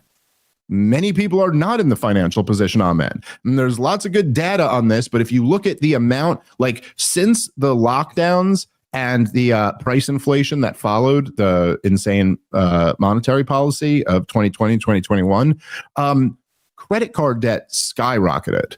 Like a lot of families are buying those dolls on the credit card. Also, there are families that the difference won't be having $30 or having 2. There's families that currently have 2 that the answer will be have 0, which maybe would have been a better question, for Kristen Walker to ask. Like, how about that? How about if it's the difference between now your kid doesn't get to play with a doll? The other thing, and I'm sorry, but there is a good argument that like, maybe we give our kids too many toys. Maybe my house is filled with too much cheap toys that were made in China. And maybe in general, kids would appreciate things more if they just had, like we do have for people, at least in the situation, like a certain amount of abundance. We have more than we really need. And there is to some degree, like a minimalist argument for why, like, you don't want to have too much more than you actually need. Of all of the people in the history of the world who have ever existed, I don't know that there's one human being who is worse equipped to be the one making that argument than Donald fucking Trump. I mean, I'm sorry, Rob. That is goddamn insane. It is insane to spend your entire adult life being the poster child of capitalist excess, to the point that I'm going to take a shit on a gold-plated toilet. I'm going to live in you know what I'm saying? Like, it's just for Donald Trump to be the one making the argument that people, and like, again, it's just, I'm sorry. I'm somebody who's driven by like principles and logic, and just explain this to me. Then like, if this is what you're saying, then wasn't price inflation actually a good thing? Wasn't Joe Biden's economy actually good? I mean, it forced you probably to get less things, Maybe that's nice. Maybe you don't need all that stuff. Maybe you should have less stuff. I don't know, dude. I mean, this is just, to me, to try to sell this and not spin it as like, look, this is the cost. I'm going to be honest with you. These are the negatives that are associated with this policy, but here's what I think the benefits are. But to spin this as this is a benefit, and of all people, for Donald Trump to be spinning it, it's like, I'm sorry. I just can't defend this. This is too ridiculous. What are your thoughts? Well, I think that's a very funny observation. I hadn't even thought about that, of Trump preaching people on that they don't need to consume in excess. My thought was a little bit different, that, you know, Trump picked a very good example here, because when he says, hey, your kid will have 3 toys instead of 30, I think we can all go, oh yeah, if my kid needs to have less toys and there's an American job for him to have the less toys, maybe that's a worthwhile trade-off. And so he picked a very good example for selling it. She asked a great first question. She didn't ask the right follow-up question, which is, are you acknowledging that prices are going to go up? Because now, what happens if prices are going up on things that aren't toys? What if we're talking about not being able to buy a washer and dryer? What if we're talking about not being able to buy clothes? And then how much central planning do we want in our government? Where are we going to figure out what goods are considered excess goods that the government can decide we're going to put tariffs on those? And then there are going to be other favored industries that don't have the tariffs because the government can understand, hey, you being able to consume this, such as a car, you need a car to get to work. Right. And like, so, maybe we could break them down by essential and non-essential goods, Rob. Which already is kind of happening. I read this article. Firstly, is for car manufacturers, the increase in cost, I think, was expected to be $6,000. And so Trump temporarily has halted the tariffs on some base items, such as like steel. And so because General Motors was able to lobby the government and that it would affect their business, you know, they're now preferred industry. What about every small business owner that can't actually get Donald Trump's ear and explain, hey, you didn't give me enough notice on this. You're ruining my business. I don't have enough time to make these adjustments. And so to me, part of the tariff just speaks to, do you want central planning in the economy? Do you want the president to be able to say, these are goods that you should not have in excess, so we're going to tariff them. These are important goods, or these are favored industries. There's not going to be a tariff on it. And then what's going to be the fallout from, you know, the market versus central planning? This is a president saying, hey, I don't think it's important for you to be able to consume blank amount of this item. Now, the two that he wants to tell you about is pencils and dolls. But what other items are you going to see price increases on? Are those ones that will be vastly more detrimental to your lifestyle? And then what? Does he make an adjustment down the line? Did he not foresee it? Yeah. What does those adjustment periods look like? This is all just the stupidity of central planning. Yeah, no, I think that's absolutely right. And there is something like the point you're making is a really good one. And there's something very frustrating about like constantly almost like minimizing what the issue with rising prices is. Like, you know, like, and you would think after living through the last few years of serious price inflation that would be gone. That it's like, yeah, dude, this isn't just like, oh yeah, you got to pay a couple more dollars for cheap Chinese garbage or something like that. It's like, what about really important items? And there's always, this is something that's always been frustrating to me. As I've said this many times over the years, and I'm very influenced by Hans Hermann Hoppe, the great German libertarian theorist and economist. But he always used to say that essentially, like, that libertarians needed to learn a conservative lesson and conservatives needed to learn a libertarian lesson. And from my perspective, I think most good libertarians did learn that conservative lesson, which is like that there's something about, like, if you want to have a free society and you want to have a stable society, and particularly if you want to have a libertarian society where the government isn't like hyper regulating social activity, well, then you've got to find other ways by which to promote social cohesion and normalcy. And like, you can't just have a nation of degeneracy. That's not going to work out. And that's kind of the conservative lesson that libertarians needed to learn. But then there's like an economic lesson that conservatives need to learn that they just never seem to make any progress toward. Maybe sometimes when the opposition party is in, they seem like they are, but it's like things like this. Like, if you want to say, oh, rising prices is just, you know what I mean? That's just your kid having $3 instead of $30 or something like that. It's like, listen, first of all, as I mentioned, we've seen what rising prices did over the last few years. There is no, you can't remove these economic issues from like cultural issues, societal issues, religious issues, all of it. You know, it's I think it's right around, the divorce rate is like right around 50%. Something like 50% of marriages end in divorce. The number one reason for divorce is financial difficulties. Like, this is the number one thing that breaks families up. This isn't just a question of like, are your kids going to have $30 or $2? In fact, a lot of times it might be the question of whether your kids are going to have two parents or not. Like, it's not a game to just make life more expensive, especially when so many Americans are living paycheck to paycheck. So many Americans are putting necessities on the credit card. Like there's some of these studies where it's like, I mean, you could, sometimes they manipulate the numbers and it's not exactly what it is, but it's still pretty close. But like, where there'll be these things of like, what percentage of Americans can come up with $1,000 for an emergency? And it's like a shockingly high percentage of them can't. And like, or sometimes like I've seen people nitpick these studies where I'll be like, well, they do have credit cards, so like they could put it on the credit card if they needed to, but still, like it's still pretty wild.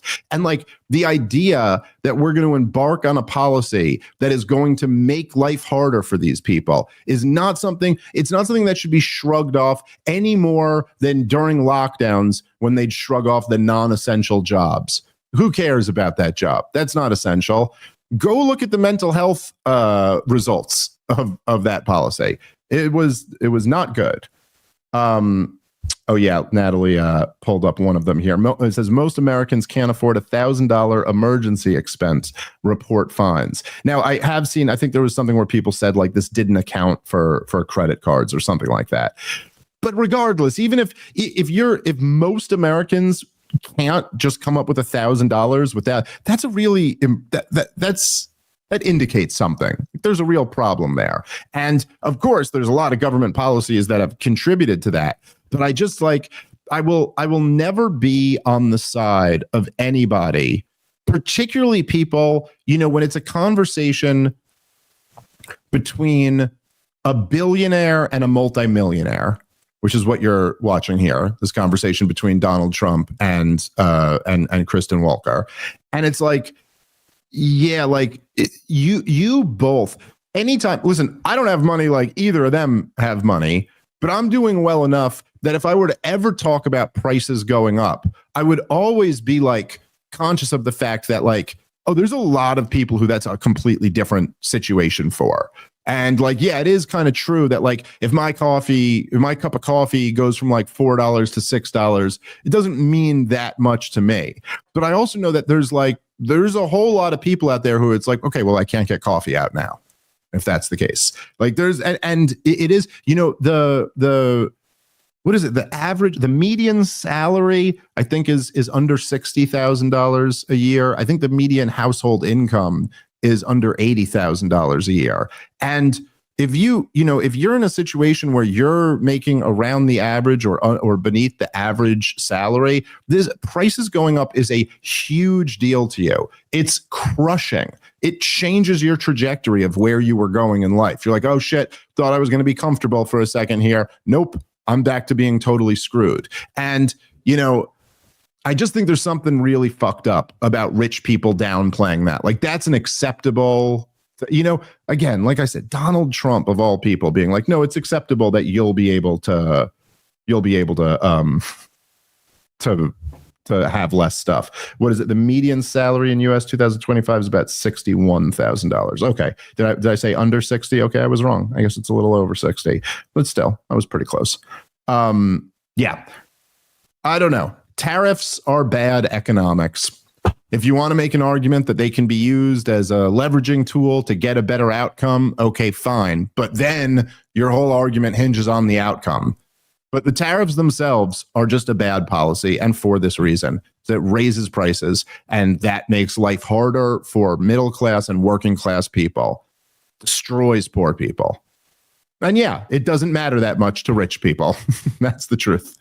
All right, guys, let's take a moment and thank our sponsor for today's show, which is Proton Mail. Proton Mail is an email service by Proton designed to replace your Gmail account for all of your important stuff so that you can have a more secure emailing experience. Your Gmail is full of junk after so many years after all, so switch to Proton Mail. It's a great way to start all over again. You can continue using your Gmail for garbage, but use Proton Mail for the important stuff. Proton will always have a freemium freemium version, and you can later change to a paid product if you're convinced about the product.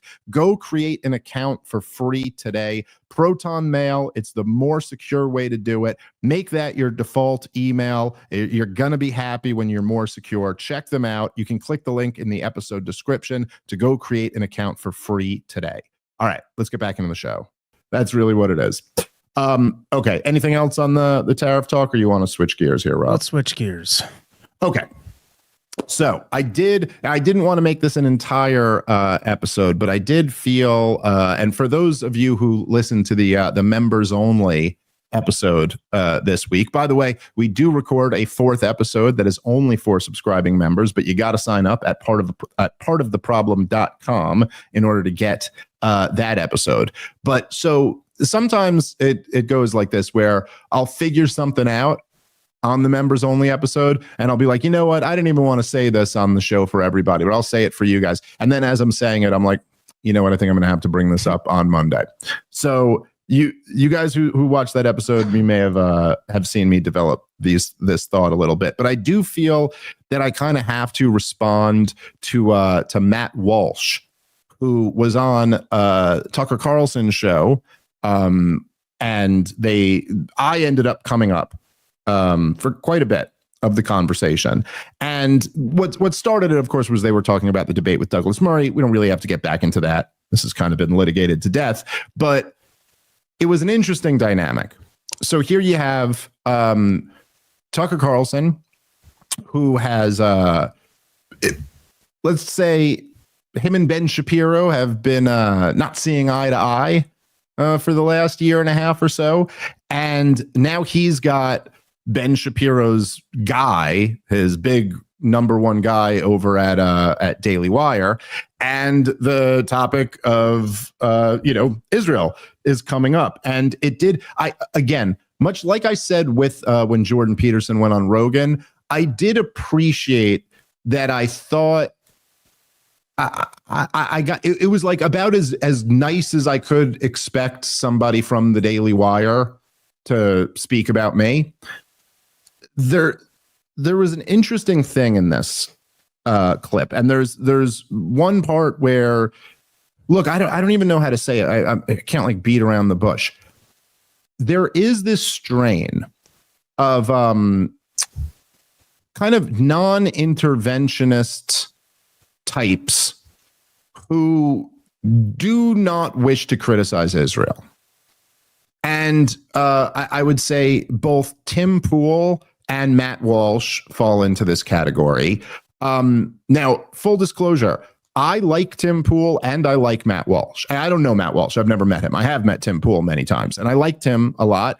But I also like Matt. Like, I think Matt's an important voice. I think his documentaries are good. I think he's been a very effective voice arguing against a lot of woke insanity. He's a strong voice for like social conservatism, and I think that's been particularly important over the last few years. But both of them kind of take on this, they have this tone and this line of reasoning whenever it comes to Israel specifically. Weirdly, not with other countries, but with Israel, where they will take the non-interventionist position officially, but then they will also kind of like mock people who they claim have Israel derangement syndrome. They get fidgety and defensive in a way that they never would with other foreign countries. And this is part of like what Matt Walsh is talking about in the episode. It comes to a lot of this like, look, I don't care. I'm an American. Like, I don't care what's going on over there. And just to be clear, I think that would be a completely reasonable position if the US government wasn't already involved in this. But once we are, I think you kind of don't get to play that card anymore. It's like on the level of like in 2006, sitting here and being like, I just don't care about Iraq. Why is everyone so obsessed about what's going on in Fallujah? I mean, who cares? This is America. It's like, oh, okay. Well, the reason why we're focusing on that right now is because our boys are dropping bombs on human beings over there right now. Oh, and they're doing it for bullshit reasons. Like they were lied into it. And likewise, when it comes to Israel today, it's like, listen, dude, if you're a non-interventionist, well, we are intervening. We are propping up this country. This country is actively trying to get us more intervened in the region. And so at a certain point, not criticizing them just comes off as cowardice. Like, as I said to you on the members only stream, Rob, I have always said this. If you do not care about politics, I have no counter argument to that. Like, if you're like, dude, I just don't care. I want to tune out. I want to tune out, tune off, go live my life. I don't want to focus on all this other stuff.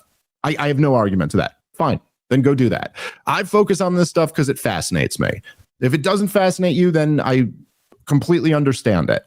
But if you do this and you're a political commentator for a living, and you also kind of brand yourself like the guy who I'll say the thing, and I don't care about the flack that I get back from it. I'll say it.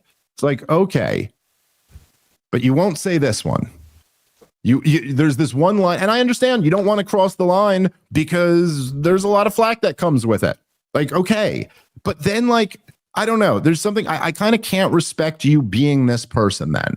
Like, I think if you're gonna say that you're against all these wars and you're a non-interventionist, then I don't know how that comes without being critical of Israel.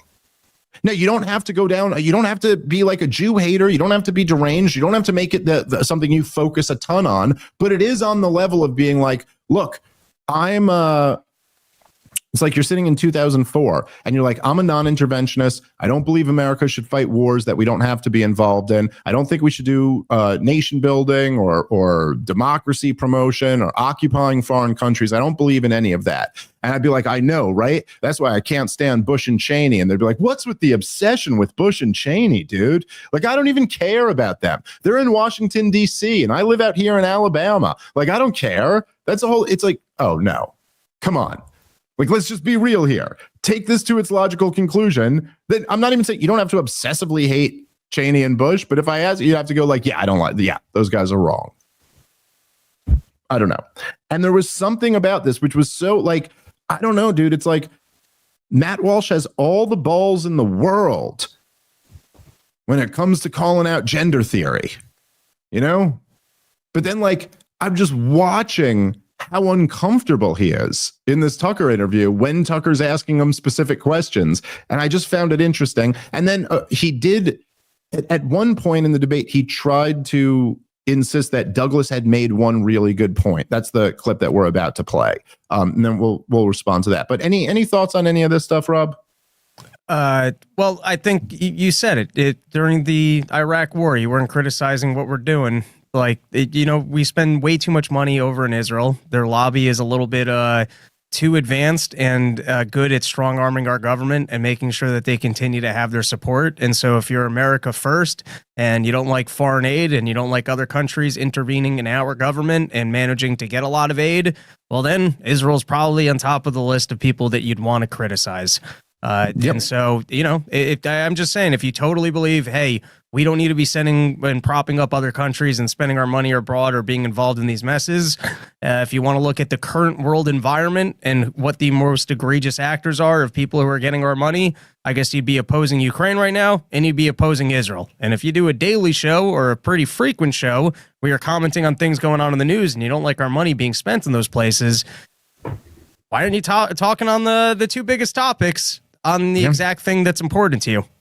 Yep. 100%. And believe me, there's a lot of things I wish we didn't have to focus on. Almost everything I focus on, I wish we didn't have to focus on. Like, I don't think there should be just gone to work during COVID. Yeah, right. Nice. Exactly. I wouldn't have to talk about it. We wouldn't have had to spend any time talking about lockdowns if the government hadn't instituted lockdowns. But the thing is that they did. And so then just not talking about it isn't really an option unless you're going to leave this space altogether. Unless you're gonna be that guy who goes, I'm not interested, I'm tuning out, I'm focusing on my own life. If you are, more power to you. If you're not, and you're staying in this, like I'm gonna be a political commentator through the year 2020, you gotta have something to say about lockdowns. For it or against it. You can't be indifferent. It's too big of a deal. Okay. Let's jump in to the clip here where Tucker asks Matt Walsh a very pointed question. And notice, see it, by the way, if you think I'm like, I don't think I'm like inferring something that's not there. Just right away, pay attention to how the reaction. It was interesting. I really did. And I thought they both made valid points. They both know more about the subject than I do, a lot more. That was very clear to me.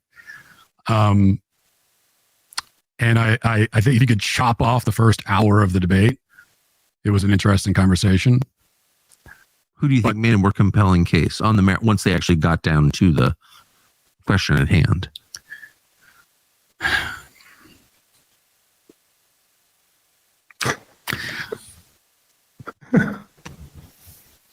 I don't know. I think that so Douglas Murray said, it's just you can watch him going like, all right, there's the correct answer. There's what Ben Shapiro will say about this. I mean, it was literally that. I've never seen a moment like that other than when I asked Bobby Kennedy if he thought Israel had too much influence on American politics. And there's just this like long pause of like weighing out so careful. Just answer it, Matt. Like, what is a woman? Just answer the question, dude. It's a real simple one. I mean, look, he went on a whole thing before this about how Douglas just basically made this whole nonsense experts argument and all of this. But like, anyway, okay. So now he's trying to figure out, how is there a way that you can say Douglas Murray made some point or something like that? So here's what he's got. He made one point that I thought was really good. It was just a simple one. I like simple points. Me too.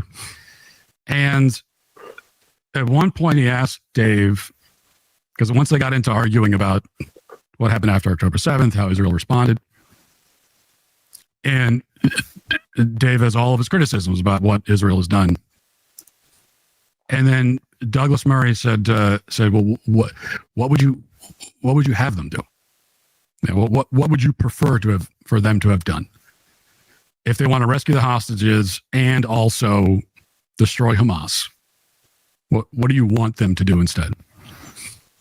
And then from what I remember, Dave, he pointed out that, okay, destroying Hamas and rescuing hostages are not necessarily the same objective. And then they started talking about rescuing hostages. They didn't really circle back to the destroying Hamas part. And I would have liked to see him stick on that point. Like, get an answer. So if you're Israel, you have a foreign, these foreign enemy that's come into your country, slaughtered hundreds of people. How should you respond to that? And I think he should have pressed that, and he didn't. And so it was sort of unfocused. Because I would have legitimately liked to hear the answer to that. For sure. What would you have them do? So we could talk about maybe there are other ways to rescue the hostages, but do you think they should try to destroy Hamas, given what happened? And if you do, how else should they go about it? But they kind of moved on to other things, and it became a sort of unfocused, in my mind, sort of like circular conversation, as these debates tend to evolve into very often. If you were in control of what people on Twitter debated, what would they be debating right now? Let's pause it here. All right. So, really the thing that kind of got this response out of me was that Matt Walsh very specifically asks, like, I would like to hear the answer to this question. So let's try. I mean, I've given this 1,000 times, but why not? Let's give it again. No matter how many times I say this, there'll always be people who go, Dave never offers a real solution. He never offers an alternative.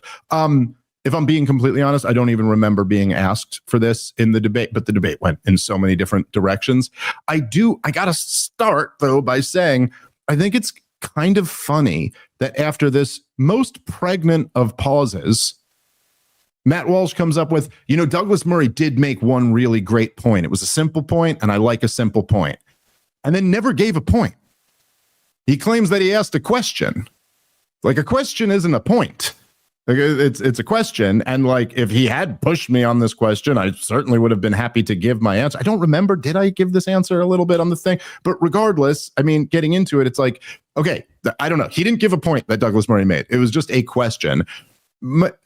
Listen, as I said, as Matt Walsh repeated, these are separate goals. If the goal is retrieve the hostages and the goal is destroy Hamas, those are two different things that you're trying to accomplish. Now, you could say you're trying to accomplish both of those things, but if you're asking how to accomplish them, just understand that those are two different goals, which might actually be in conflict with each other. Like, okay, if you want to, now look, I'm not saying, just to disclaimer this, I'm not saying that Hamas can be trusted or that they come through on their word or anything like that. But the truth is that the best way to get hostages back, and this is not just something that we know because we can deduce it, but we know it because we can deduce it, but we also know this is the way that's been most effective for Israel retrieving the hostages that they've gotten back is negotiating.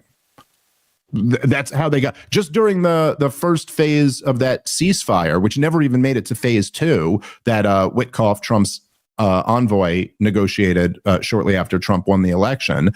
Israel got like 30 hostages back by negotiating with Hamas. As of, I believe it was October 10th of 2023, Hamas offered a deal where they'd return all of the hostages. Now, it was, in exchange for some things they wanted. Israel may have felt that some of those demands were unreasonable. But the truth is, if your number one priority is getting back the hostages, then you try to negotiate for those hostages back. And I would argue that I do think that is what any government's number one priority should be. If they have hostages, their citizens, taken into another country. And by the way, I would definitely say, seeing as how there was at least one Israeli with U.S. citizenship who was a hostage, it should 100% be the U.S. government's number one priority to get the hostages back. I don't think it's too wild for most people to understand that if your number one goal is retrieving hostages, what you're not going to want to do is level the place. That seems to be inconsistent with the goal of getting the hostages out. And in fact, some of the only Israelis who have been loud protesters of this war have been the family of hostages, because they're like, yo, what are you doing? You're leveling the place where, like, our daughter is. You can imagine how infuriating that would be. But so that's the first part of all of this. The second part is that, and I think I did very specifically say this in the debate, it's like, look, let me say, okay, a couple things here, and you can jump in anytime you want to, Rob, but there's a couple things here. Number one, it does bug me a little bit if you're opposed to something when people will say, well, what's your plan? Because you don't actually have to have a substitute plan to say, like, something is egregiously wrong. I could give you a substitute plan, but you don't actually have to have that. You know what I mean? Like, if you see somebody, like, I don't know, their kid isn't listening to them, and so they just kick their kid in the face and knock them unconscious, you could be like, whoa, that's horrible. That's no way to respond to your kid not listening to you. And then if someone goes like, well, what's your plan for what you do when they're not listening to you? It's not actually incumbent on you to have an alternative plan in order to say this one is morally unacceptable. So that's kind of first.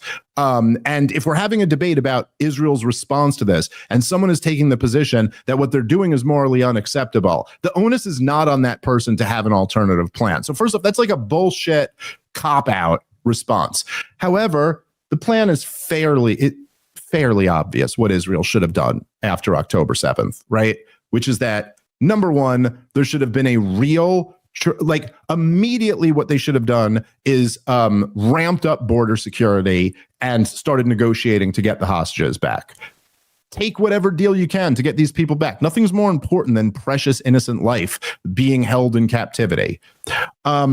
So that's number one. Have a real, open, transparent investigation into what the hell happened on October 7th and tell the truth. Don't go around spreading all types of, like, horror propaganda trying to make October 7th seem worse than it was. What really were the failures here? And if you had that, what they would have come up with is that the Netanyahu government embarked on an explicit policy of propping up this ruthless terrorist organization so that they could deny the Palestinian people a state.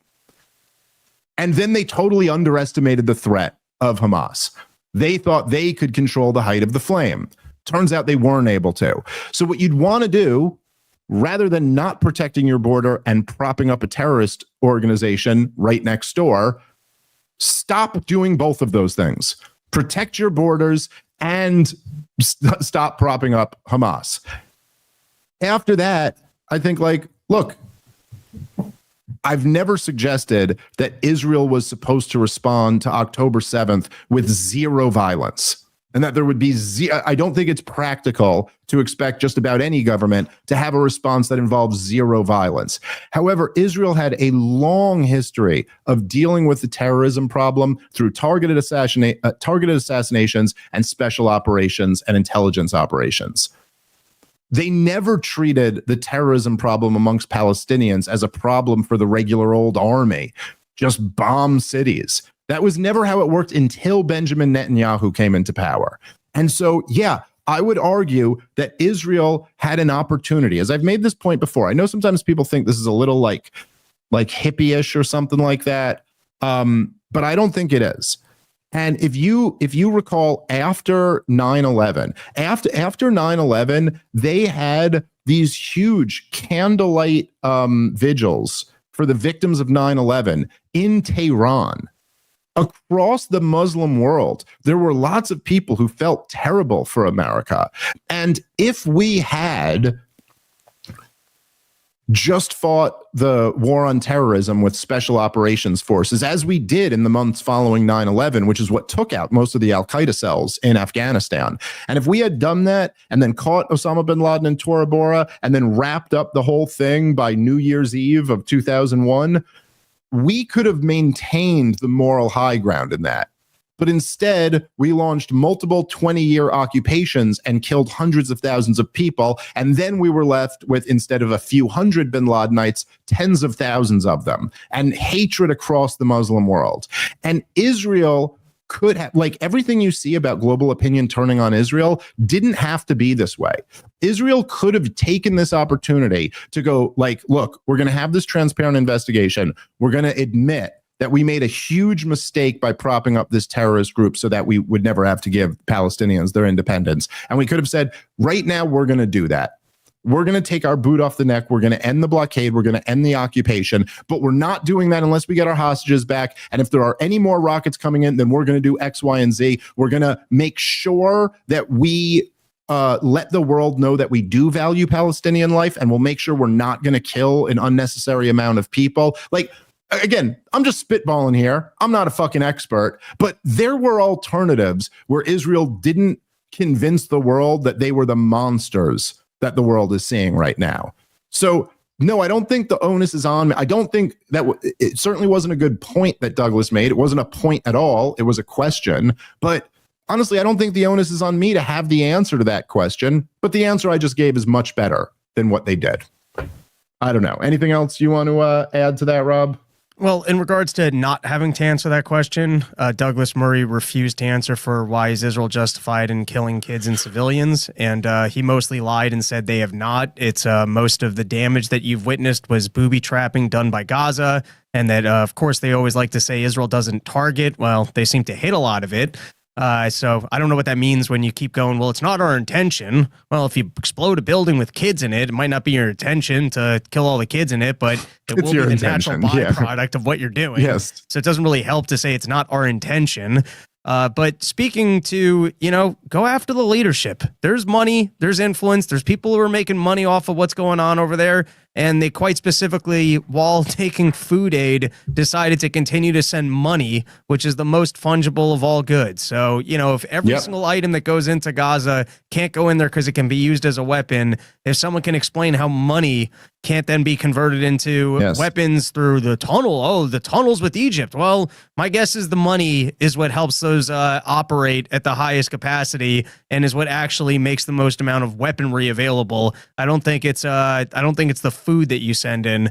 And I think that Israel has not taken the opportunity to go after whatever leadership of Hamas exists in Qatar. I don't know. People want to say that that's a different branch of it. Someone's making money here. And I bet if you turned off that money and actually offered some incentives for peace, you might have some opportunities there.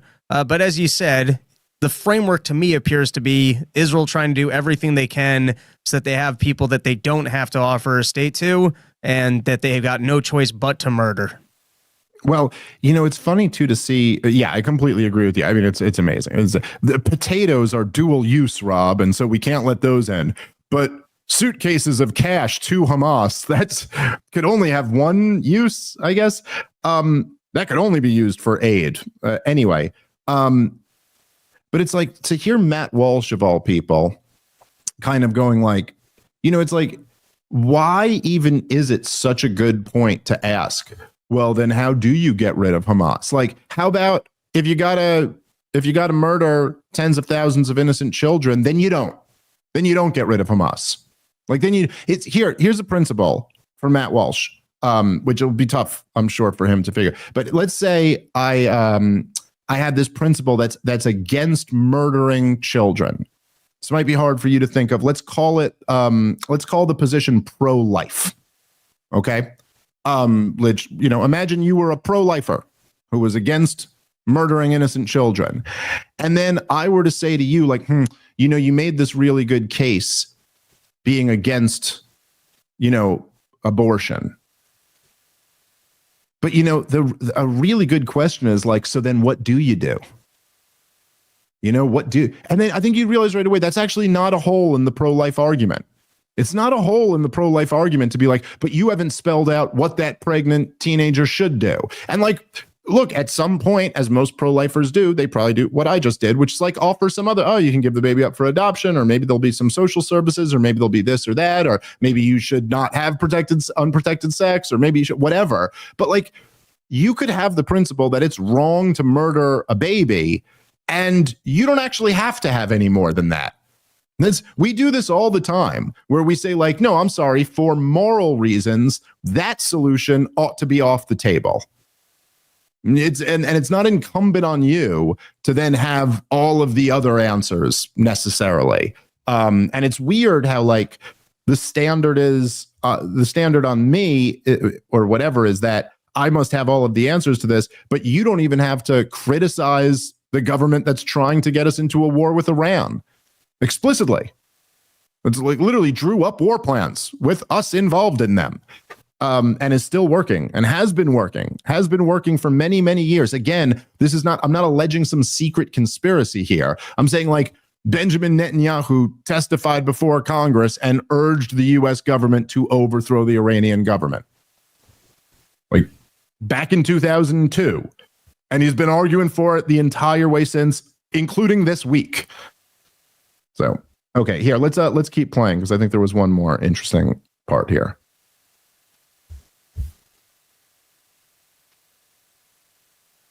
Circular conversation, as these debates tend to devolve into very often. If you were in control of what people on Twitter debated, what would they be debating right now?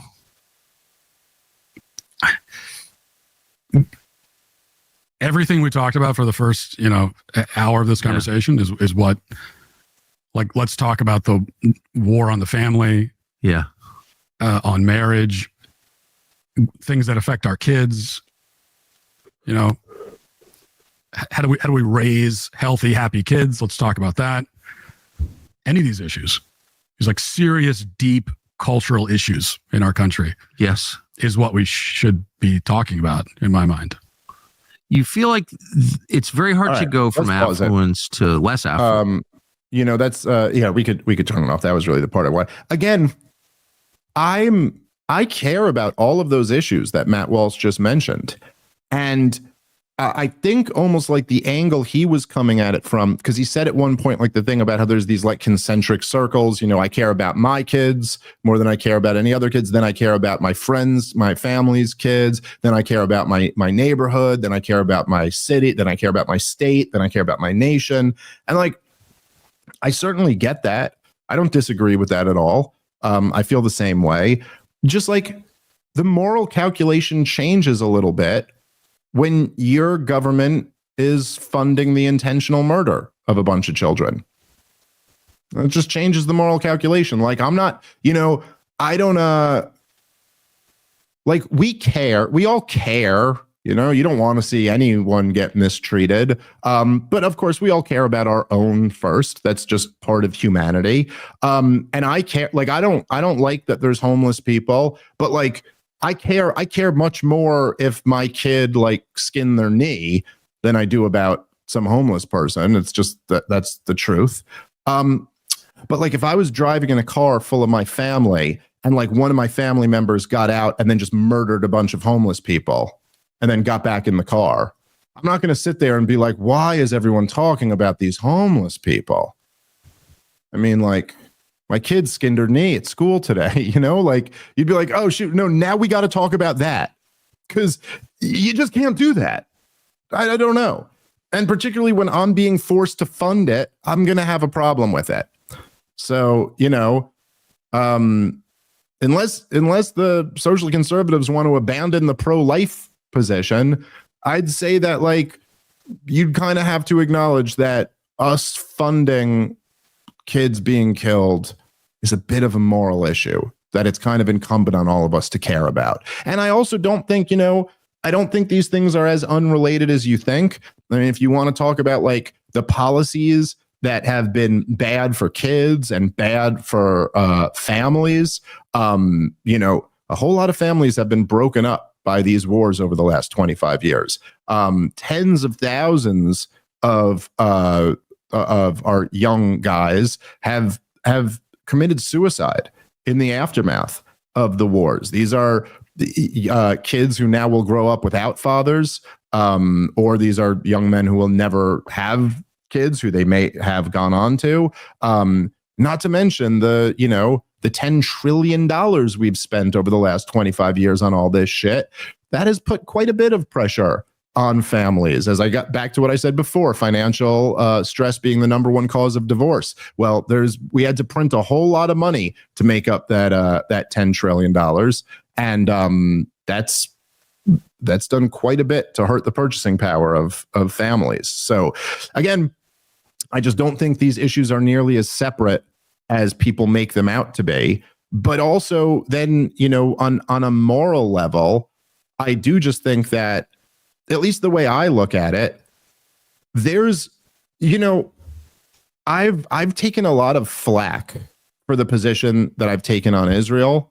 And, you know, like whatever, I took a lot of flack for my position on COVID and Ukraine and other things too, but I've taken a lot of flack for this one. And in many ways, especially at this point in my career, things are going pretty good for me. It might be a little bit easier for me to just not talk about this. I could have that same position, be like, I'm vaguely non-interventionist. I don't really want to talk about this. But I'll tell you, like, I have a son, and I mean, I have a daughter too, but it affects me more thinking about my son. But like, at some point, he's going to grow up, and he's going to know what I did with my life, and he'll know that I was like a person in this space, a political commentator that had a show with hundreds of thousands of people, who regularly goes on shows with millions of people. And the idea that while this was going on, like for my son to know that while this was going on, I didn't speak out against it because it was a little bit easier for me or something like that. I don't know. Like my attitude as a father of a little boy is that like nothing scares me more than that. More than ever, like having your son look at you and go like, the worst thing in the world was going on and you were funding it and you didn't like say anything about that. You didn't want to speak out because it was going to what? Like some people might say mean stuff about you as a response. You know, to me, that's like, it's kind of all related. I'm not saying it's exactly the same thing, but there is a relationship there between like the evil foreign policy and our own collective soul as a nation. All right, guys, let's take a moment and thank our sponsor for today's show, which is Paint Your Life. Of course, Mother's Day and Father's Day are coming up. Paint Your Life is an amazing company.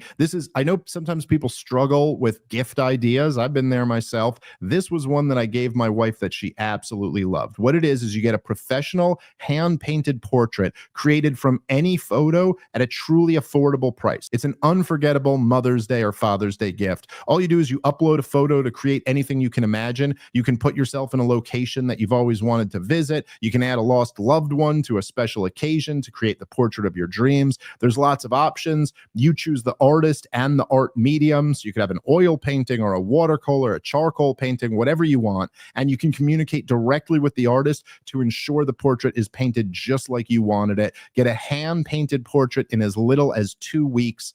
It's meaningful, personal, and always heartwarming. Now you can give the most meaningful gift that you've ever given at Paint Your Life. And there's no risk. If you don't love the final painting, your money is refunded, guaranteed. And right now, as a limited time offer, you can get 20% off your painting. That's right, 20% off and free shipping. To get this special offer, just text the word problem to 87204. You just text the single word problem to 87204. That once again, text the word problem to 87204. Paint Your Life. Celebrate the moments that matter most. Message and data rates may apply. See terms for details. Text the word problem to 87204 for 20% off.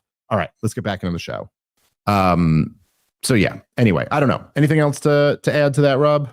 No, let's talk about this hero at the park. Oh shit. Okay, you want to talk about that a little bit? Sure, we could do that kind of quickly at the end. So this is a big story. It's a sad story all around. It's a sad state of affairs. But so yeah, I mean, I guess people have seen. So this is blowing up as a really huge phenomenon of a story.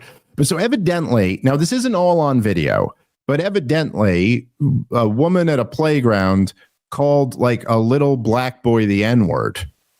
And then someone else rushes up, puts a camera in her face. Supposedly the child that she said that to was autistic and also going through her child like diaper bag or, you know, something that belonged to them.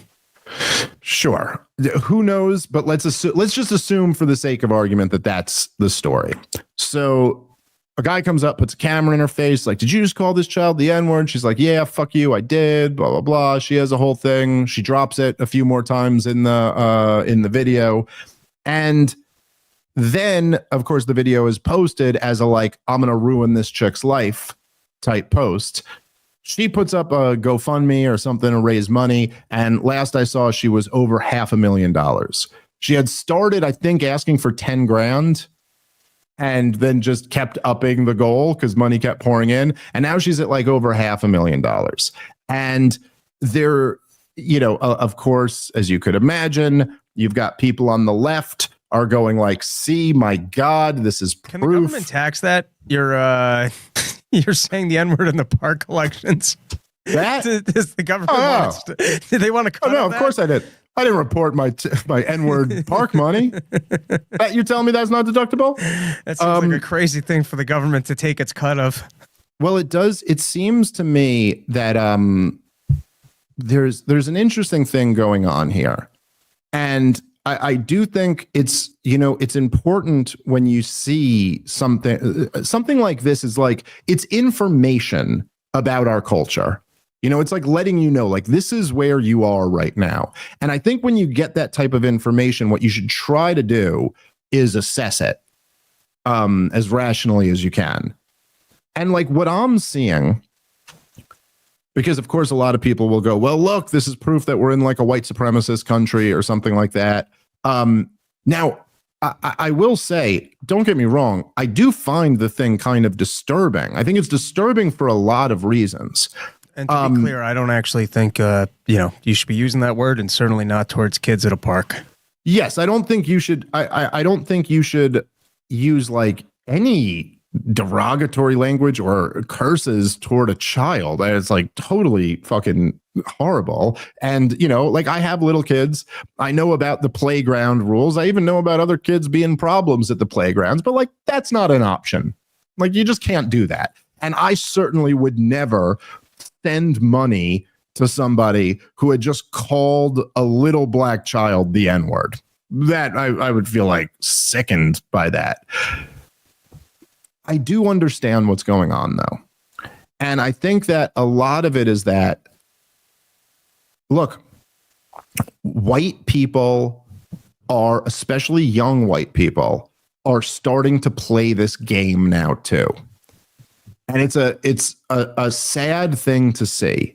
But there is look, this has been going on for a long time. This has been very true in the black community for a long time, where they will defend their own. And it does not matter. It does whatever. There was this kid who just raised something like $500,000 himself, who seemingly, I don't know if he murdered this guy or not. I guess maybe they're going to go to trial. But like the guy who stabbed the kid in the chest and killed him, like he just killed a white kid. And then he gets all this money. And it's just, and of course, his lawyers and the civil rights activists around him will all make it a race issue. It doesn't matter whether Michael Brown attacked a cop or Trayvon Martin attacked a neighborhood watch guy or whoever. They're going to say this guy was a gentle giant. He was an angel. Look, the O.J. Simpson jury was the whole thing came down to all the black people voted not guilty for him. And half of them didn't even care whether he did it or not. And there also is another dynamic where, like, look, obviously you shouldn't be calling anyone the N-word. You should never be calling a child the N-word. But there is something where, like, when you stick a camera in someone's face and goad them into saying the N-word and then post it online, you're attempting to ruin that person's life. And I think what you've seen from this is, like, it's white people going, okay, then we're going to play that game too. Like, if you go on social media, you could see videos all day long of like black teenagers beating the crap out of some white kid. And that doesn't ruin their life. But like a white person saying the wrong word will ruin their life. And I think at a certain point, it's hit a point where, like, white people are not, in larger numbers, are just not willing to play that game anymore. They're not willing to say the thing that, like, everybody else gets to act in their group interest except for us. Now, I do think a much more preferable answer to that would be like, let's all stop doing that. It's kind of a sad thing to see it coming to this, but it's also particularly tough when the entire establishment embraced this racialism for like 15 straight years. It's a very tough thing to turn off. And so here's where we are. I'll let you have the final word on that one, Rob, then we got to wrap up. Yeah, listen, that I do not endorse that lady's behavior, and you can't be doing that. But I think on top of what you're saying is sometimes you can have a bad moment in life, and it doesn't need to be for the entire internet to judge or shame you for. And in this case, in my opinion, words are not violence. That does not make it okay to engage in it. But it's not like she beat up the little kid. And so you can have a bad interaction in the park and move on from that in your life. I don't think that will. I don't think that autistic kid's life has been ruined over that incident. And I don't know. There's something. It's like both parties are just wrong. You're not allowed to do that at the park. But taking every moment that people have and then just post them online to try and ruin them, I don't think that that's necessarily. Yeah, sometimes I even think violence is the answer, is preferable to like public ruining. Like I remember back in the day and it was, to me at least, the worst thing that Louis C.K. was accused of that I heard, because I didn't really think that much of like, oh, you're like you're like girls drinking in his room at like 2 a.m, and then he brings up like jerking off in front of you, and then you agree, and then he does it, and then later you feel bad. Like I was like, I don't know, so leave. Don't be there to begin with. There was one story where I guess they were like on set at work, and he just went to one of the girls and he was like, hey, can I like masturbate in front of you? And she was like, no. And then he was like, oh, I'm sorry. I'm like sick. I shouldn't have said that. And then to me, that was like the most inappropriate. But I almost go like, I think the answer to that should have been her boyfriend coming in and punching Louis in the face and then moving on. And then you move on with your life. But your answer to this shouldn't be to like ruin you, to put this out for everyone so that you're for the rest of your life, you're just known as this person. You can never get a job. You can never, you know what I'm saying? Like this, that's not right either. So I completely agree with you. It's all kind of sad and wrong, but I also do think it would serve people well to read the temperature in the room. And look, that stuff that I was saying about like how black people were siding with OJ in the trial. Listen, there's probably was a time where this was understandable and made sense, and that black people have been fucked over in this country for long enough that they were like, nah, fuck that. We're going to be on the side of our guys. At a certain point, you have to stop doing that, or everyone's going to do it. And so I would just say, I think we'd all be better off if everyone just stopped doing that. Perhaps that's a pipe dream, but I am not so sure it is. All right, we got to wrap on that. Thank you guys so much for listening. We'll be back tomorrow with a brand new episode. See you then. Peace.